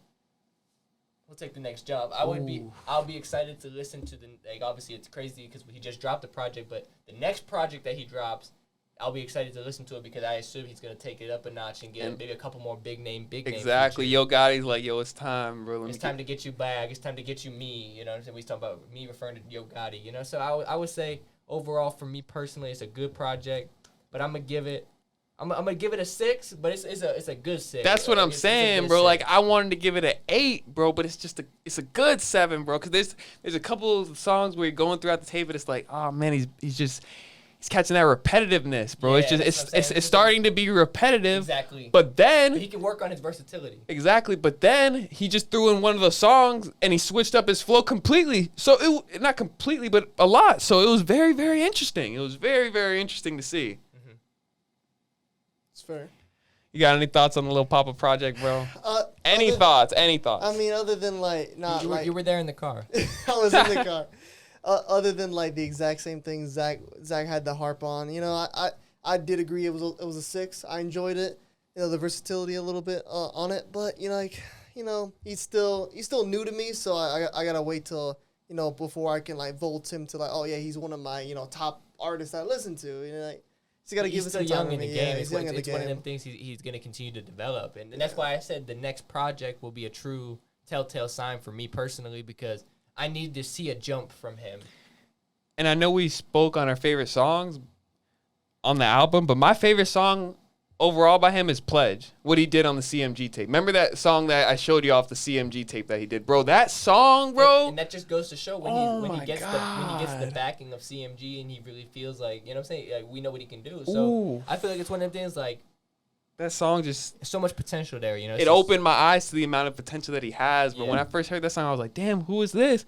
And I started listening to it again, and I'm like, damn. And that's why we keep talking about CMG, because they keep finding these guys. That's what I'm saying. And if they're not finding them, they're picking them up, like I said, was Glorilla, the hottest, or ESTG. The hottest artist in the game. They're outbidding these boom, boom. And they're signing to CMG because people are trusting Yo Gotti and what he's building there. And I ain't gonna lie, I would trust him too because it seems like he's really building an empire. Exactly, and with Moneybagg Yo label, I believe under Great CMG, game. it's like under CMG. So like Moneybagg Yo, he's doing his thing, bro, picking up Big 30, bro. Big 30, one of the hottest artists in the industry, even though bro. His last album wasn't that great. Exactly. Even though his last album wasn't that great, but he got a lot of potential. He got so much potential. Scared of Us with Hot Boy. We talked about it at the time. That's still a banger. Well, I can't wait. You know, we're getting close to the end of the year. I can't wait till we can talk about like our favorite songs and favorite albums of the whole year. Yeah, obviously that will be coming soon, probably in December time. You know, we'll do an album of the year review and stuff like that. Oh, it's all coming soon. We got a lot of stuff coming soon. You got any final thoughts on Lil Papa? Not really, bro. But I just, again, bro, I know we said this a lot in the past couple of minutes, bro. But, bro, he's going places, bro. And I see it, bro. I truly do, bro. He's going places, bro. And that whole label probably going to be, if not already, the #1 label in America, bro, without a doubt. They on their way. Mm-hmm. And it's not, CMG, bro, Gotti built it on his own, bro. Like, Gotti built on his own, bro. Fair. He didn't, no industry plant, no none of that. No big corporations like Atlantic and all that, bro. None of that. He did that shit on his own, bro. With people that he hired, bro, that he trusted, bro. And like a family, bro. And that's how you got to run it, bro. They run CMG like a family over there, bro. I agree. You got to give CMG their flowers. Yeah. Facts, and they're going number one. Y'all ready to switch it up from music to culture? Yeah. Yep. Let's get it. So we have Diddy, who has obviously been making waves in the news recently because last week he passed Kanye to become the hip-hop's only second billionaire. And this week he is officially acquiring one of the biggest cannabis companies in the industry. What was it? Cresco Labs. Cresco Labs. For $185 million. Formerly known, people may know the other brand more well, Columbia Care. So they have medical shops in Florida. So what are your initial thoughts on him getting this for $185 million? Bro, he got it for an absolute damn steal, bro. Because as you see in the notes, bro, Cresco Labs bought the company out for $2 billion, and then a couple months later, he goes and buys it for just $185 million. Bro, that's a steal. Really good. That's like it's. I don't even know how he got that. That's what I'm saying. I seen that it said acquiring a title and everything. I read it, but I'm gonna have to read that couple articles again because damn, $185 million, bro, and the company just bought him for $2 billion, bro. That's absolutely ridiculous. I think it's one of them things. At the end of the day, there's a reason why you get to that point where you're a billionaire and it's making smart deals, bro. Because bro, I got a feeling that Diddy, he's gonna change this company and put it all the way up, bro. Because he's been involved in He's been involved with cannabis, bro, and he knows the industry on the backhand, bro. Like on the streets, bro. Yeah. So he knows the industry, bro, and he knows how to get it done. Not like some of these corporate guys who are in there who haven't really been involved, bro, directly on the ground level. So overall, bro, it's a complete steal, and he's gonna put Columbia Care all the way up here. And current, maybe like right here, bro, like not one of the top dispensaries, especially around the country, but maybe even Florida, because in Florida, they have a lot of competition going on right now, bro. You got the Flowery and all these other cookies, bro, all these other Jungle Boys, all these prime time dispensaries coming to Florida and just changing up the whole damn market, which I have talked about on a previous podcast before. You have to go check it out. Man, it's absolutely insane, bro. And just because Columbia Care, bro, is complete ass. Like, they're just ass, bro. All the reviews are just ass, bro. The products, not good whatsoever. Maybe there's a one or two product that will maybe slide through and the people will buy. But that's why you got to trust Diddy to be able to make the change. Facts, bro. You got to trust Diddy to be able to make change, and the fact bro. that he got it for so cheap, it's already a win for him. But then I already know that he's gonna be able to transform it, and he's gonna make it into a very profitable company. And this is why Diddy is a billionaire at the end of the day. This is why he's making those steps. He's doing the right things. He's making smart business decisions. And I know that he's gonna be able to transform this company and turn him around. I know that to be a fact. Completely around, and then potentially get him at the top. You got any thoughts, G, about Diddy? Man, other than the points that he covered, I mean, I think he covered every point that had to be said. I mean, he's a billionaire, so I mean, there's a reason. He's a genius. I mean, there's nothing like to make it to that point. You have to be so damn smart, a lot smarter than like 90% of other human beings on this planet, and it's for stuff like that. And that's what I'm saying. Not saying Cresco Labs and their employees aren't smart because they got $2 billion. But they made a bad business deal. Yeah, they made a bad business deal. And bro, it's just that they're not on the ground level in the streets, bro, knowing what's the top shade and all this. They're not really doing their research like that, bro. They're just exactly, bro. They're just pushing out the strains that they can, bro, and just trying to get the sales garnished from that. It ain't working. Diddy finna change everything with that, bro. He's gonna make a brand behind it, like a real brand with clothing and shirts and all that and etc. Like Cookies does, because that's one of the things that Cookies has excelled at. Cookies, bro, and their marketing scheme, bro, people buy Cookies trays, shirts, everything. I know you don't really know much about it, but bro, Cookies. people, Hey, Cookies. bro, Cookies is a really good brand run by Burner. So Burner. Yeah, run by Burner. Burner is the number 4 now, I think. Oh yeah, number 4, highest paid hip hop, in the game. He's right. Diddy's number 2, Kanye's 3 now because of what happened. And now Burner's 4. So with Burner's intuition, bro, with marketing and all that, etc., I can see Diddy doing the same, bro. And it's just going to bring the brand from, like I said, here, probably like right around the top. Like I don't think they're beating out Jungle Boys or anything like that, but I think they'll be doing pretty well. I could agree. That's fair. You ready to get into the next topic? Yeah, let's talk about the Powerball being at a Billy. Bro, you win the Powerball, you're there with Diddy, dude. You're right there Yeah, with you're him. right there with You're Diddy. right there with Diddy. You could be a fucking complete dumbass, you know? But And waste all your money. $1 billion. I mean, eventually they do take tax out of it, so it's Yeah, not it's exactly probably a like, billion. it's probably like 500 million to 750 or something like Yeah, that. I saw it was like 756 million. Okay, But yeah. like, it's That's- still like That's still a lot of that's money. a lot of fucking money. Like I said, you're competing with Diddy. Y'all- You're up there. Y'all You know? taking the payments like as? Yeah, I saw that. Are y'all taking the payments like All in at once. increments, or are y'all taking it all at I'm once? taking it in increments. Okay. I saw that a lot of financial advisors said it's a lot smarter to do it like that because it's like money like Because it's one of the things. Unless you're actually smart and you take that money, like if you let's say you get 756 million right now, you got to take that. And you got to invest it right away. Yeah. But if you don't, like where most people they get No, that they kind of can't money, you ain't fucking do doing it. that, bro. You're doing So the like stupidest shit. realistically, the smart thing to do is to just take it in increments of whatever amount it is, and then. You know, your brain will be able to fathom it more, and you'll be able to control yourself ultimately more. It's the smartest move if you were lucky enough to win it. Facts. I can agree. However, I can agree. If you are a smart investor, bro, then you take it all around, take it all at once, and you invest it straight away. You know, whether it's Facts. real estate or whatever. But the average person who is playing the Powerball and is going to win it, they ain't really thinking like that. I wish I looked up the stats of like the people that have won the Powerball before. Most of them Like, go bankrupt. most of them don't. The money doesn't last very it doesn't long. because they make dumb decisions. Because I wonder where the fuck do they put all that money at? Like, Ah. where does it all go, man? What do Sure, they, what do it's they even just- do to it?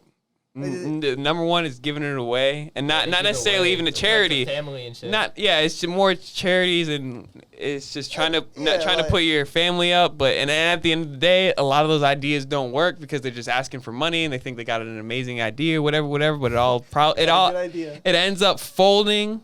So If one of you guys won the Powerball, dude, I would come up with 5 good ideas. Whereas I was like, you gotta fund me. I got good ideas now. All of a sudden, I have really good ideas.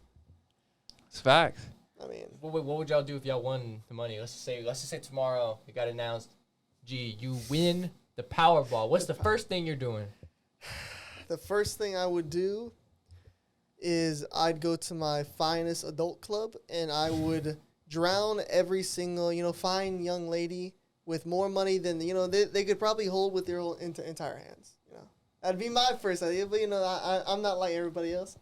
When it comes to money, I would say I'm decent. I'm okay. I'm no millionaire, but like, there's a lot of stupid shit I would do with money, yeah. What do you think? Let's Don't just say- you dare say donate every single. Right? Yeah, no, You give it back to the children. I remember. Some shit. No, you're gonna no. Don't I you know. dare, Don't, bro. I ain't gonna lie, bro. but don't even say something. Don't even say I don't Like I said with Aaron Judge's ball, That's bro. what The I was Hall gonna say, of the Hall of bro. Fame, He bro. said give them back to the fucking Hold on. children. You should Give it to the children, What bro. what are you gonna say, bro? What are you gonna say? Well, I ain't gonna be giving it out like crazy, but Mm-hmm. I will donate to one of the most. I will find out, like, I'll do my research on charities and definitely give a portion of it to charities. How big of a portion exactly? Oh my. Nothing crazy. Nothing crazy. What to Like, you is what- nothing what's crazy? crazy? Like See, 200 I million? think our ideas of nothing crazy are far vastly different. Like, bro, you're winning a Billy, bro, and honestly, you giving him like 25 grand or something, bro. Oh, okay, Oh, okay. Like 25, 50 grand. That's fair. Okay, That's whatever. okay. That's fair. I thought you Then, was gonna say like 20 million or something. then I'm definitely giving some to my homeboys, bro. You got to give it to your closest people around. You're not, and I'm not, and I told Zach that. Yeah. and I, as soon as I give any of y'all the money, bro, I'm saying, don't do nothing crazy with this money, bro. Don't act like none of these I dumbasses would that have been gamble it all. spending all of the damn betting. money. betting. Do not do that. Do not gamble the money. I would take that billion, and what was the price that people said that it would take to end world hunger? I would write a check for that verse to end world hunger right now, Right. just to see if they could do it. So end world hunger And now, they fail? and it would probably fail. Probably would. It would fail. yeah, because they would use the money other places. It's You inevitable. give the money to the government, and like, ooh, money, and they just They're like, gonna go send it to they put it away. the troops or whatever. they hell put do. building. Or their they're gonna armies keep and it in their shit. pockets. Building the You wall. know, to the Pockets. taxes, you know. Yeah. They do. Yeah. And the third thing, well, this might be actually the first thing I do, is probably do something with the pod, bro. And like I know we $1 billion, bro, but like I want to take our pod to the next level, bro. And I would take us to the moon. Exactly, bro. Take literally to the moon. I would, like literally build something on the moon. Exactly, bro. Just whatever it is, take us to the moon, bro. Like. I'd go to Obviously, space. Figuratively and literally. But someone shoot me into space. How much money would it cost to get me in a rocket? Elon can do that. Elon could do that, bro. I'd be a billionaire. I'd be bro. We're kind of similar. And I would use that money. You got a couple billion To fund whatever companies we wanted, and at the end of the day, like we'd be straight. And that's probably what that's probably mostly what I would do. I'd buy TikTok to delete it. I 100% agree with that. Like practically speaking, like that's obviously the number one thing where that money would mostly go to is exactly what he just said. However, you know, in terms of the personal things that you gotta buy with your $1 billion, bro. The first thing, bro, you gotta buy that new whip. Oh, nothing. You gotta buy some. Yeah, I'm gonna go buy a chain. Not a chain. I'm gonna go buy some. I'm gonna go buy like one of that. Like Floyd Mayweather's chains. No, I'm trying. Like I don't know. You might know how much it costs. You know, obviously we talked about our RIP Takeoff, but like, how much do you know? Takeoff had one of the best chains. The solar system chain. How much do you think that cost? It was $500,000. That's what I'm saying. I would. It was no. It was. I remember. It was. It's estimated to be $500,000. Maybe I wouldn't get something quite that much, but it would be something like. Because it's a whole solar system piece. It would be. Yeah, I seen that shit. It would be. It's crazy. It would be, right? it would be like a piece with that kind of crazy. I would get something crazy piece. You know what I'm saying? And then like after I got that stuff out of the way, but maybe I'll buy some J's and some new J's and stuff like that. But that's pretty cheap when you've got $1 billion. So then, like, pretty much once I get those things out the way, hit the mall. I guess you're not donating any to charity. Then, but if I do all that, I'm still gonna have like 500 million or something like that. So then, like, even if I blow 200 million, is it possible to make a $1 billion bet? I'm sure it's possible. Oh my God, no, because no one. I'm doing a one and done bet for $1 billion. But then if you win that bet, like, damn, like. Like Floyd Mayweather versus Deji. I'll bet $1 billion. You're not actually finna do that. No. Realistically, G, are you betting $1 billion? I would bet $1 billion on Floyd Mayweather beating fucking Deji. Exactly, dude. Guaranteed money. No, we're saying like at a casino or something. Not like the roulette table. I'm not going to the roulette table. So I'll put $1 billion on fucking black right now. That'd be the dumbest thing. That'd be the dumbest. That would be good. And the casino would love it. Yeah. They'd be like. It's like, bro, what do we gotta do to make sure this ball? That bet rigged thing. But that bet isn't fair because you have to have uncertainty. The casino would go bankrupt if they lost. No, I'm saying the bet with the Floyd. Keys to the casino. They just say, "Fuck this, we can't do this anymore." The bet. You become the owner. The bet. What'd you mention? Floyd Mayweather fighting someone versus Deji. That's what I'm saying. That's guaranteed money. That's guaranteed money. So that bet's technically unfair. You have to have some type of uncertainty to it. No. That's what a bet is made for. You want me to bet? You want me to bet $1 billion on like the Bucks winning or some shit? Like the odds of the bet, like it's probably like minus 10,000. Yeah, you would make like $50. Well, no, because you're betting but you'd probably make a good chunk of change. A couple dollars. But like when you've already got $1 billion, you're not making that much in the grand scheme of things. You're right. You know what I'm saying? It's one of those things. Yeah. I mean, of course, I would buy all those personal items. I would take care of what I got to take care of first. Yeah, I don't know about my order and stuff like that, but you're right. I'm just saying, like, in terms of, you know, the things that they want to, obviously I'm gonna do business things and stuff like that with the money. But I wanted to let the people know what I would do with the money. Oh yeah, like in my personal life. I think mine's the most respectable. Bro, definitely, bro. Personal life, bro. Definitely, the first thing I'm buying is like my parents a crib, and then I'm buying me a crib. And then that's what I'm saying. That's what I'm saying. You can buy an island. Same type of thing. Just the casual things, bro. Just new chains, like jewelry, whips, all that stuff, man. But I'm not gonna. You don't want to go nothing too crazy. You don't go too crazy, but you go pretty crazy. I'll be a little crazy. I'll be the new Andrew Tate. Hey. Andrew Tate. Just buying a bunch of Bugattis. That's good. It says y'all driving Bugatti. Hey, well, you can be going to if you do that. You ready to wrap this one up? Yeah. This was episode 26 of the Shooter Straight podcast, man. Thank y'all for all the support we've been getting. Once again, I don't know, I haven't checked it, but I think we're at 308 subscribers at this very moment. Hopefully we're above, I don't know. 309. But it's one of those things, we appreciate all the support we've been getting. We gained a lot of subs in the last couple of days, so we appreciate everyone checking out the video, checking out the pod. Subscribe if you haven't already, and y'all got anything y'all want to say? I think I'm all good.